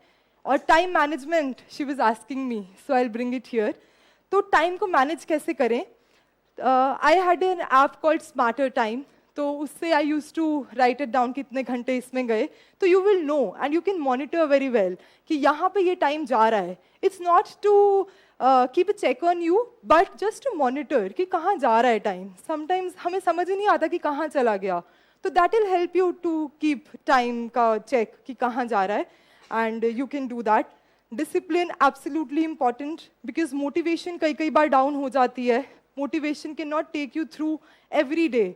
कई बार आपको लगता है छोड़ो, इट्स नॉट वर्थ इट, अभी इतना थक गए हैं कि मोटिवेशन भी कई बार, बट डिसिप्लिन जो है that will take you through the journey. तो ऐसे लॉन्ग टर्म विजन ऐसे मत रखिए, शॉर्ट टर्म विजन रखिए कि एक दिन को बेस्ट देना है. Whatever best is possible in that particular day, I will do that, and let it be going out. Sometimes days are important to go out also, it's very important.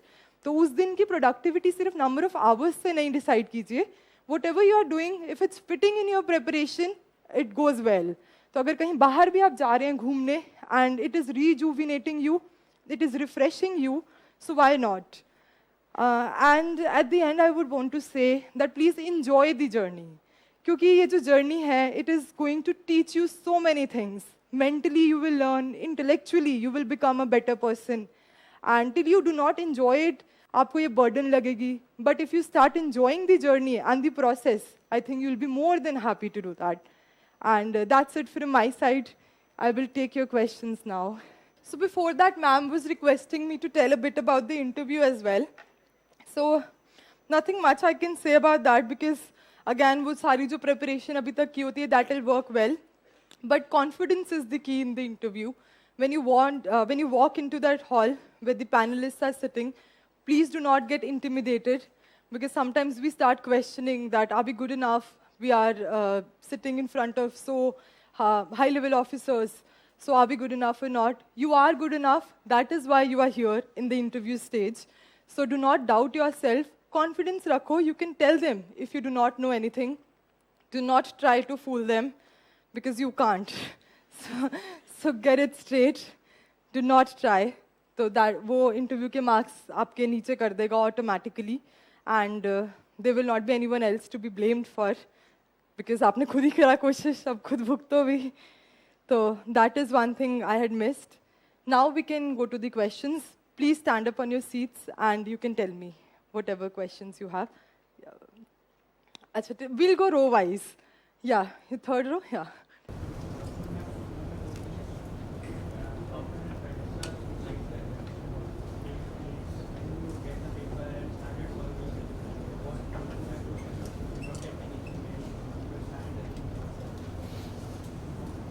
Okay, so his question is how to handle the pressure during the examination, inside the examination hall. So for that, I would like to say कि कई बार पहले 5 या 10 questions ऐसे आ जाते हैं that you have not seen, or you start feeling कि अरे, this is something I have not read anywhere. So for that, maintain your calm. Think like that. You have 100 questions. अगर by chance वो 10 questions में से कुछ भी नहीं बना, तो भी you have 90 questions. First thought. Secondly, at the first glance, you always feel कि मुझे नहीं आता है. When you dig a little deep, you see the options, you will realize कुछ elimination से solve हो रहे हैं, कुछ कहीं पढ़ा था और statement में थोड़ा सा भी उसको twist किया हुआ है, तो दिमाग में आना शुरू हो जाएगा जब आप काम रहेंगे. Again, signaling to the brain becomes very important here. If you give this signal कि preparation में कमी है, तो it will just absorb it like that. You be like, मुझे नहीं आ रहा है तो सबको नहीं आ रहा है यहाँ पे. That is something I did during my second attempt. कि if I have put so much of hard work और मुझे नहीं आ रहा है ना, तो मेरे साथ वालों को भी नहीं आ रहा है. कुछ ज़्यादा एक्स्ट्रा नहीं करके आए हैं. Competitive exam भी है, but relative भी है साथ में. तो ये signal दीजिए आप उस टाइम पे और just move through those questions जो आपको नहीं आ रहे हैं. बाद में आ जाइए उन questions पे. तो I think you can handle the pressure very well. And बाकी mocks के through obviously mocks teach you how to handle the pressure. जब पहले से ही you are there in that particular condition mocks के दौरान, you will know कि ये सब चीज़ें होंगी, questions नहीं आते होंगे, तो but still you have to get through. और cut off भी अब कम जा रही है, तो it means they are not expecting you to know all the answers, so do not get disheartened, right? चलो, हाँ जी.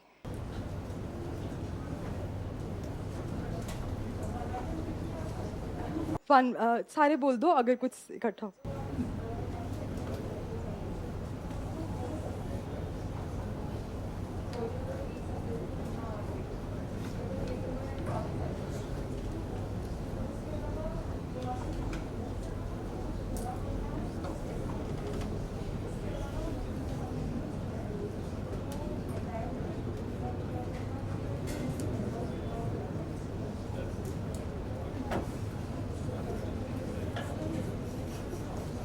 एक एक करके करते हैं यार. मुझे ध्यान ही नहीं रहेगा. पहला क्वेश्चन क्या था, फटाफट बता दो. Segregation of time. ठीक है, तो एक दिन में आप टाइम कैसे सेग्रीगेट करते हैं? आई थिंक सबका डिफरेंट रहता है. आई यूज टू प्रेफर कि मैं सब्जेक्ट वाइज ही चलूँ, कि एक subject if I have decided that I will cover in these many days, तो उस दिन पूरा I use to give to that subject. Of course current affairs were there, and कई बार optional I use to mix as per the demand of the time, कि अगर अभी prelims pass नहीं है तो I use to give an hour और to optional, 5 or 6 hours to the subject that I have been pursuing. For example, अगर history कर रही हूँ तो हिस्ट्री को, और उसके अलावा वही 1-2 hours to the current affairs. So this is how I used to segregate my time. Second question.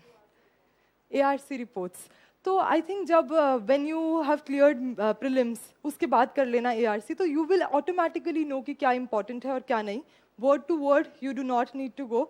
वहाँ पे एक बॉक्स भी बना होता है ARC रिपोर्ट्स में ना, डार्क कलर में, ग्रेइश कलर में, उसमें उन्होंने इंपॉर्टेंट समरीज दी होती हैं। तो मार्केट वाले notes I am not sure, मैंने कभी नहीं पढ़े हैं। मैंने वो समरी से ही, रिपोर्ट्स के बाद एक समरी होती है छोटी सी, that I use to read.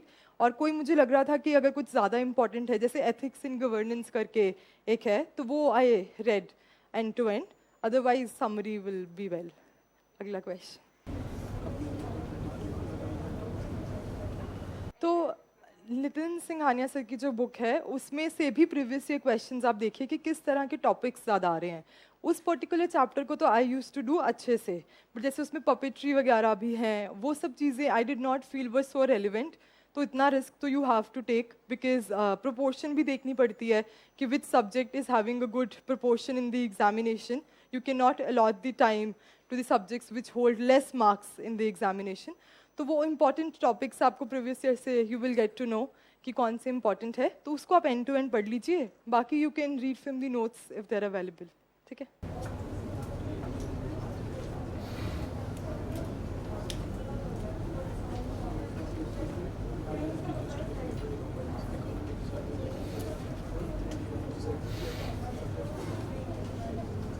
Right, तो वही मैंने कहा कि स्टार्टिंग से आप मेंस पर्सपेक्टिव से उसके नोट्स रहने दे बनाना, कंसेप्चुअल क्लैरिटी रखें, पढ़ते रहिए एडिटोरियल्स को। धीरे धीरे when you will see the previous year questions, तो then you will start realising कि इस तरह से क्वेश्चन आ सकता है। You will see the answer sheets of the toppers, you will know कि इस तरह से उस आंसर में ये चीज़ इनकॉर्पोरेट हो सकती है। तो धीरे धीरे ग्रेजुअली आपको वो चीज़ें समझ आनी शुरू होगी। तो पहले you will have to start just reading the editorials, कि समझ आना शुरू हो जाए। एक बारी समझ आना शुरू हो गया, यू विल रियलाइज कि this is important and this is not important, और वो previous year question papers will only help you, nothing more. Done? Satisfied? चलो, हाँ जी, हाँ जी, हाँ।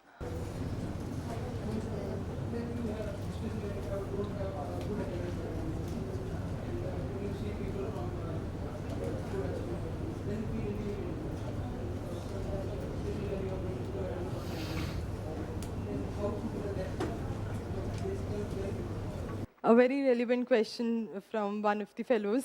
So he says, when you are not from a good academic background or you have not scored well during the formative years, so how do you handle that? So let me make it very clear, doesn't matter you were a topper, you were an average student, or you did not get enough marks during your graduation, during the 10th or 12th. I think that is the beauty of this exam. People from every background can appear. What they require is persistence and determination. And how to maintain those things is having self-confidence and self-faith. There is no other mantra for that. You will have to believe in yourself and just let it be. You be like कि अगर by chance कोई ऐसी चीज़ है जो किसी ने नहीं भी की है, जैसे otherwise we always look up to the examples कि चलो वो भी computer science का था, उसने भी कर लिया तो I'll also do. By chance if you do not have any example, तो you say I'll become an example. Let me be the first person to do that, so that others can see कि अरे चलो इसने किया तो हम भी करें. So have faith in yourself. Nothing is impossible, right? हाँ जी, there also I'll take one or two questions. Otherwise he'll say कि मैं इधर से ही ज़्यादा ले रही हूँ.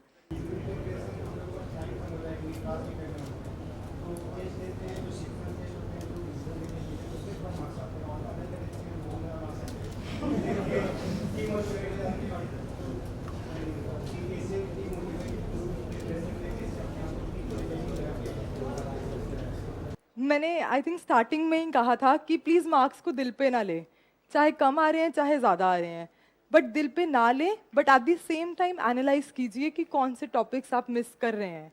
तो absolutely there will be a reason that you are scoring less marks. अगर बाकियों के ज़्यादा भी आ रहे हैं तो उसको भूल जाओ, जिसमें ज़्यादा मार्क्स आते हैं ना उसको भूल जाया करो प्लीज़. अदरवाइज ना वो खुद को कुछ ज़्यादा ही ओवर कॉन्फिडेंस आ जाता है कि इसमें ज़्यादा मार्क्स आ गए. जिसमें कम आए उस पर वर्क करो, और अगर फिर भी इम्प्रूव नहीं हो रहा है तो इट मीन्स कहीं ना कहीं स्ट्रैटेजी में कुछ वो है, या फिर एग्जामिनेशन थोड़ा ज़्यादा टेक्निकल है. यू कैन कंपेयर ऑल्सो, कई बार सबके ही कम आ रहे होते हैं, nothing to worry about that. But खुद आप एनालाइज कीजिए कि कौन से टॉपिक्स आपसे नहीं हो पा रहे हैं. Answers your question? हाँ जी, हाँ जी.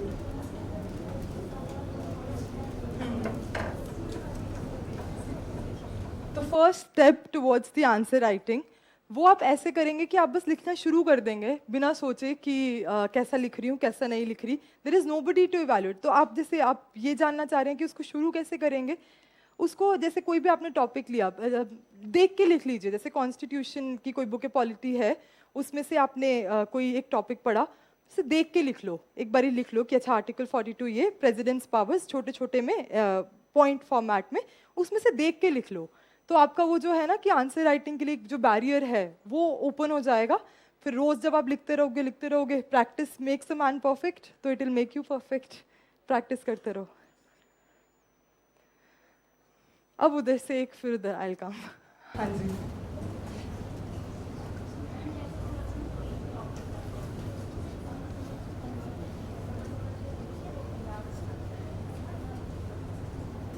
वेरी गुड क्वेश्चन है.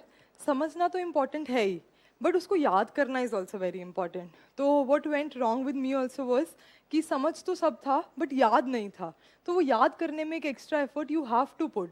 2 पेजेस समझ बड़े इजीली आ जाते हैं बट याद नहीं होते हैं. तो उसको आपको करना ही पड़ेगा, बार बार मन में बोल बोल के करो. किसी को लिख के करना पसंद है तो लिख के कर लीजिए, बोल के करना पसंद है तो बोल के कर लीजिए. बट याद करना is absolutely very important, because otherwise फिर आप कैसे करोगे अगर प्रीलिम्स में कोई क्वेश्चन आ गया याद ही नहीं है.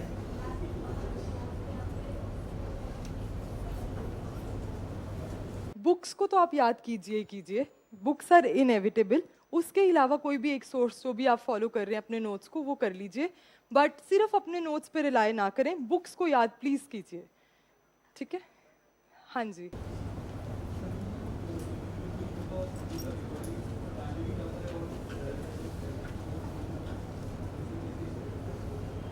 तो कभी भी ना you do not analyse the paper like इसमें डायनेमिक ज़्यादा था, स्टैटिक ज़्यादा था, because UPSC gives you bouncers. तो अगली बार स्टैटिक ज़्यादा डाल देंगे और डायनेमिक कम, तो आप वहीं फिसल जाएंगे. तो दोनों का मिक्सचर ही रखना पड़ेगा. कई बार आपको लगेगा भी कि यार 1.5 साल के करंट पड़े, आया कुछ भी नहीं, but that's how it works.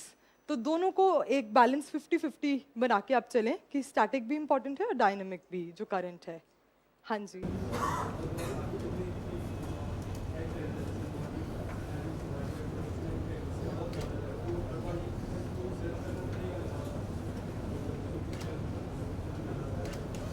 जो कुछ रेलिवेंट एक्ट्स हैं इन्वायरमेंट पॉइंट ऑफ व्यू से, उसको तो आई वुड सजेस्ट कि आप कर लीजिए सर्च. बुक में जितना दिया है उतना भी काफ़ी है, बट इन एक्ट्स के ऊपर क्वेश्चंस आ रहे हैं आजकल, थोड़ा डिटेल में भी आ रहे हैं. तो इन acts become very important specifically related to environment. तो उसके लिए I will suggest there is nothing wrong अगर आप उसको एक्सटेंसिवली भी सर्च कर लेते हैं और उनकी प्रोविजंस बाय हार्ट याद कर लो. मतलब I did that, worked for me, so hopefully it will work for you. हाँ जी. आंसर राइटिंग के लिए जब आपके बेसिक्स क्लियर हो गए, एक बार ही आपने सारी बेसिक बुक्स पढ़ ली हैं, सारे जितने भी बुक्स पढ़ लिए, आपने नोट्स पढ़ लिए हैं, सारे सब्जेक्ट्स का जिस सब्जेक्ट का पढ़ते जा रहे हैं बेसिक, उस सब्जेक्ट का आंसर राइटिंग तब स्टार्ट कर सकते हैं. सपोज पिछले महीने स्पेक्ट्रम पढ़ लिए तो हिस्ट्री के आंसर्स यू कैन राइट. बिना स्पेक्ट्रम पढ़े हिस्ट्री के आंसर्स लिखेंगे तो खुद को ही मुश्किल रहेगा. राइट. हाँ जी. मैम कोचिंग की क्या इंपॉर्टेंस है? Sitting in a coaching institute, this question coming from you. Okay. Okay. So very honest answer from me. Coaching की इंपॉर्टेंस आपको चैनलाइज करने में हो सकती है, आपको एक राइट डायरेक्शन देने में, आपको एक प्रीलिमिनरी फेज में it can be very helpful, because एक गाइडेंस चाहिए होती है. सो कोचिंग इज लाइक कि they are experienced enough, they have seen a lot of students passing through the exams. But if you think कि that is sufficient और it's like कि एक spoon feeding कर रहे हैं, एब्सोल्युटली रॉन्ग.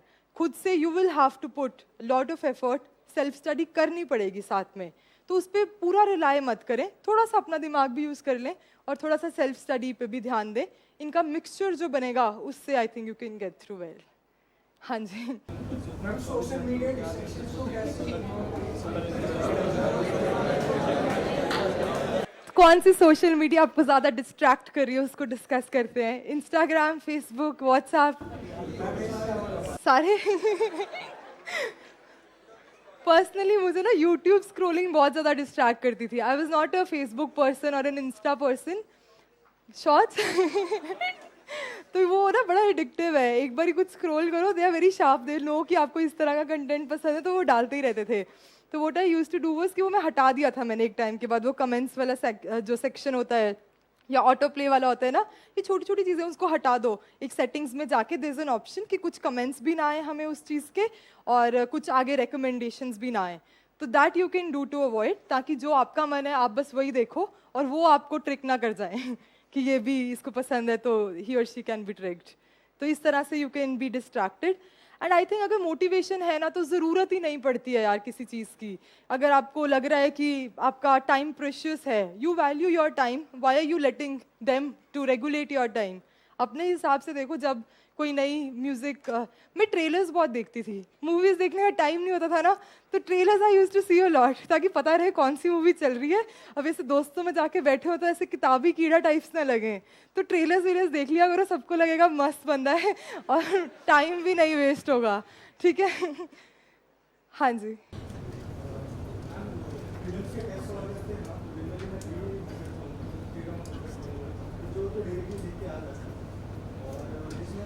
डाउट रहते हैं कि 50-50 कर पा रहा हूँ, उसको मैं सर्कल कर देता हूँ, और जिसमें जो मुझे लग रहा है कि नहीं मुझे यहाँ पर है, मुझे सोचना पड़ रहा है, तो उसको मैं सेव कर देता हूँ, एस डाल देता हूँ, सेव कर देता हूँ। तो हम ये मेथड में मुझे जो टाइप आ रहा है तो उसमें 30% कुछ रहता है, बाकी के जो वर्चुअल बना आप चले जाते हैं, बाकी जो सर्कल वाले रहते हैं वो तो मुझे करनी है, उसके वाला तो सर्कल वाले में ना मुझे बहुत कम टाइम मिल पाता है आपके क्वेश्चन मुझे मिल रहा है। तो what I used to do was कि जैसे एक बारी फर्स्ट क्वेश्चन से स्टार्ट किया, जो डायरेक्टली आते हैं उनको मार्क करके साथ साथ में टिक कर लिया, जिनमें 50% गैस है उनको आई यूज्ड टू सर्कल, जिनमें 33% है कि एक ऑप्शन पता है उसको स्टार लगा लिया। तो इस पूरे प्रोसेस में you are right, takes a lot of time, मेरे भी 50 मिनट्स 55 मिनट्स चले जाते थे। बट एक बार जब क्वेश्चंस पढ़े होते हैं ना, तो at the back of the mind वो प्रोसेस होता रहता है, your mind automatically starts processing कि उधर 50% है तो क्या गैस लगाना है। तो व्हेन यू गो बैक, उस पर ज़्यादा टाइम आप स्पेंड ना करें, फटाफट दोबारा से एक बारी क्वेश्चन पढ़ें। पहले एक बारी पढ़ा होगा तो it will be registered in your mind, thank you, तो it will be registered in your mind. तो उसको आप दोबारा से जब जाएंगे तब थोड़ा सा फास्ट हो जाएं।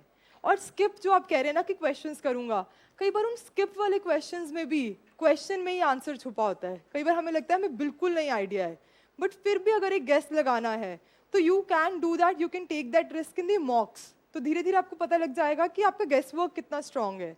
तो वो भी आई वुड सजेस्ट कि वो स्किप एकदम से ना करें, थोड़ा बहुत गेस वर्क आप करके देखें, ताकि आपको पता लग जाएगा कि कितना सही बैठ रहा है और कितना नहीं।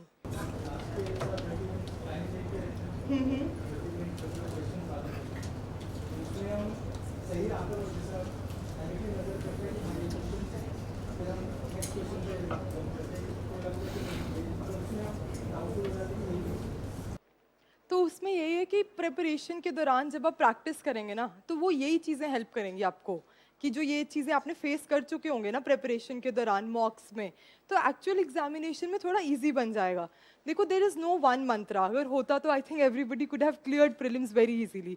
वो खुद का मंत्र खुद ही निकालना पड़ता है, टाइम कंज्यूमिंग भी है, यही तो है इस चीज़ में, टाइम भी मैनेज करना है, अपना सेल्फ डाउट को भी कंट्रोल करना है। But I use to do one thing कि अगर एक बार ही मार्क कर दिया ना अपने इंस्टिंक्ट से, तो दोबारा आई डिड नॉट थिंक कि यार दोबारा से शायद वो वाला सही होगा, बिकॉज जो पहला डिसीजन माइंड लेता है एक क्वेश्चन को देख के, that mostly proves to be correct. तो इतना रिस्क तो लेना ही पड़ेगा, हर क्वेश्चन को बार बार चले जाएंगे तो अगले question we can not attempt them.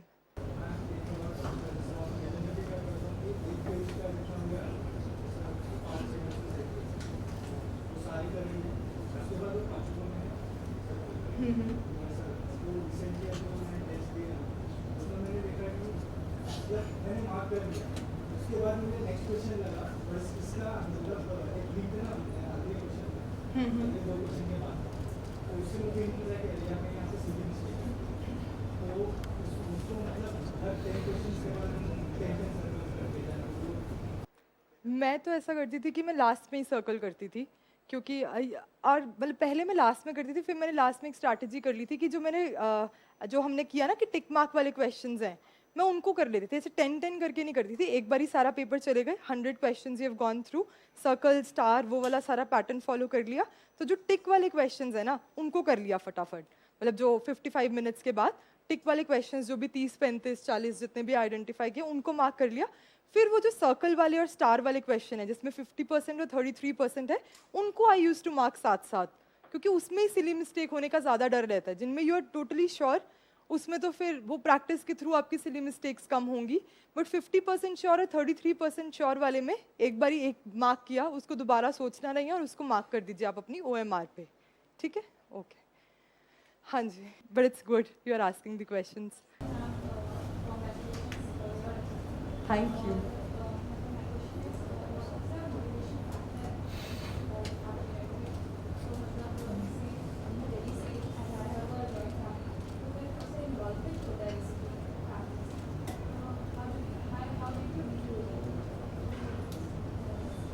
That is true. कई बार family in itself distraction बन जाती है, although they are quite motivating, but वो भी एक डिस्ट्रैक्शन बन जाते हैं कभी कभी। तो उसमें भी I use to interact very less as far as possible जब मैं पढ़ रही होती थी। तो I being a morning person, so I use to get up 5 AM, तो जब क्लासेस लगाती थी तब तो I use to get up around 4:30, but उसके बाद भी I continued that practice 5 AM तक I use to get up. And I made it a point कि 5 to 10 AM का जो टाइम है उसमें I do not interact with any one from the family also. तो उसके लिए मतलब मेरे को थोड़ा कहते भी थे घर वाले कि कई बार जैसे ग्रीन टी या फिर चाय चाहिए तो वो भी आई विल नॉट गो नीचे, मतलब my room was on the first floor. तो I had requested my mother and father कि प्लीज़ आप चुपचाप आइए वो रख के, और प्लीज़ जाते बनिए, गुड मॉर्निंग भी बाद में कर लेंगे, बिकॉज वो थोड़ा सा टाइम ही डिस्ट्रैक्शन बन जाता है। कई बार उन्होंने कोई बात की कि कल ये हुआ घर पे, कल ये आए, तो I use to make sure कि जब I am awake and it's my productive time, I do not talk to anyone, so I avoided going there। अपने रूम में रहती थी या फिर टेरेस पे जाके as per the weather I used to go, I used to ask them to give me my refreshments वहीं पे सुबह के 4-5 घंटे, और तो वो आई थिंक वो प्रोडक्टिव हो जाता। फिर उसके बाद अगर फैमिली डिस्ट्रैक्शंस हैं भी ना तो माइंड में रहता था यार चलो 4-5 घंटे पढ़ लिया है, अब चलो कर ही जाने दो कोई बात नहीं, उसके बाद इट इज़ मैनेजेबल। फिर शाम के पीरियड में वी कैन रिलैक्स, तब उनके साथ स्पेंड करें। तो which ever time you feel is the most productive for you, उस टाइम में यू मेक श्योर कि आप किसी के साथ इंटरैक्ट ना करें, या फिर बता के रखें कि this is the time I would not be entertaining any one, irrespective of whether you are a family member, whether you are a friend. तो उतना फिर आपको थोड़ा सा रखना पड़ेगा अपने ऊपर कंट्रोल, और उनको भी क्लैरिटी के साथ ये मैसेज और ये रिक्वेस्ट करनी पड़ेगी।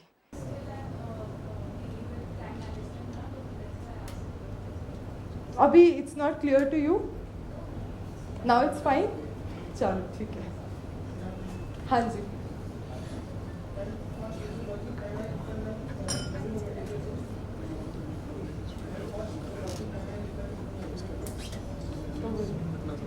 अच्छा, इग्नू मटेरियल, या definitely you can do that, and even a few sites like Gyan Kosh was very helpful for me, और एक आती योर आर्टिकल लाइब्रेरी करके दिस अ साइट, तो उस पर if you type any topic of sociology आगे आप लिख दीजिए, तो that also you can use, and IGNOU is good enough, but उसके ऊपर थोड़ा सा बिल्ड भी करना पड़ेगा। You can not make it like ये सफिशियंट है, वो बुक के साथ लाइजन में रख के उसको भी यूज़ कर सकते हैं। BA और MA मैंने इग्नू से पर्सनली इतना नहीं पढ़ा है, I will not be the best person to guide, तो ये आप खुद देखिए कि BA और MA का सिलेबस कैसा रहता है, तो उस हिसाब से you can do. I think MA will be good enough, because थोड़ा डिटेल्ड में ही हमें सब्जेक्ट कंप्लीट करना होता है, तो इफ़ यू थिंक कि topics are overlapping with the MA syllabus, so go with that.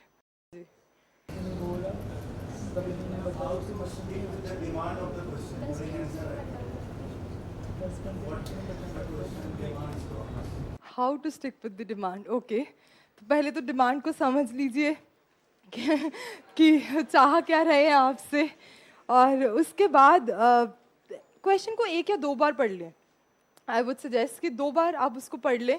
Keywords are very important, why पूछा है, व्हाट पूछा है, हाउ पूछा है, वेयर पूछा है, कई बार इन्हीं सब में we get confused, and you will know कि एनालाइज, क्रिटिकली एनालाइज, इन सब का मतलब पहले से पता हो, तो एक तो वो कीवर्ड से यू कैन अंडरस्टैंड कि what they are asking you, और उसके बाद वो प्रैक्टिस के थ्रू ही आपको समझ आएगा कि डिमांड को आप आंसर कर रहे हैं कि नहीं, वो खुद ही समझ आने लग जाता है। When you start writing an answer no, you start realising कि whether I am meeting the demand और नॉट। तो during the mocks what you can do is कि एक बार एक आंसर लिख लिया, अभी जैसे अगर if you are not attempting 3 hours वाला पेपर, तो एक बार एक आंसर लिख लिया, तो read the answer and then go to the question again to study कि जो क्वेश्चन में पूछा था उसको मैंने टैकल कर लिया है कि नहीं. तो वो धीरे धीरे जब आप ये चीज़ करते रहेंगे ना, हर रोज़ प्रैक्टिस करेंगे तो समझ आ जाएगा कि कैसे उसको हैंडल कर सकते हैं. It was the last question. I know कुछ और क्वेश्चंस भी. अच्छा, either we should do the value addition or we should directly attempt the question. We should more focus on value addition or simply attempt the question serial wise. Value addition becomes very important, but it should not compromise with the time. तो वो एक तालमेल बिठाना पड़ता है कि 6 to 7 minutes में आप वैल्यू भी ऐड कर सकें और क्वांटिटी जो क्वेश्चन है उसका टाइम भी एक्सीड ना हो. तो इफ़ यू फील कि मेरे 1 या 2 क्वेश्चंस छूट रहे हैं उस वैल्यू एडिशन के कारण या ज़्यादा सोचना पड़ रहा है, देन आई वुड सजेस्ट कि जितना भी आता है आप उसको लिख लीजिए और आगे बढ़िए. बट इफ़ यू थिंक कि अभी डिमांड ही नहीं मीट हुई है मेरी क्वेश्चन की, तो फिर you will have to work in the value addition thing as well. तो दोनों का तालमेल बिठाना है और वो आ जाएगा जैसे जैसे आप प्रिपेयर करेंगे. Right? I know there might be a lot of questions more, but that's it for today. Hana?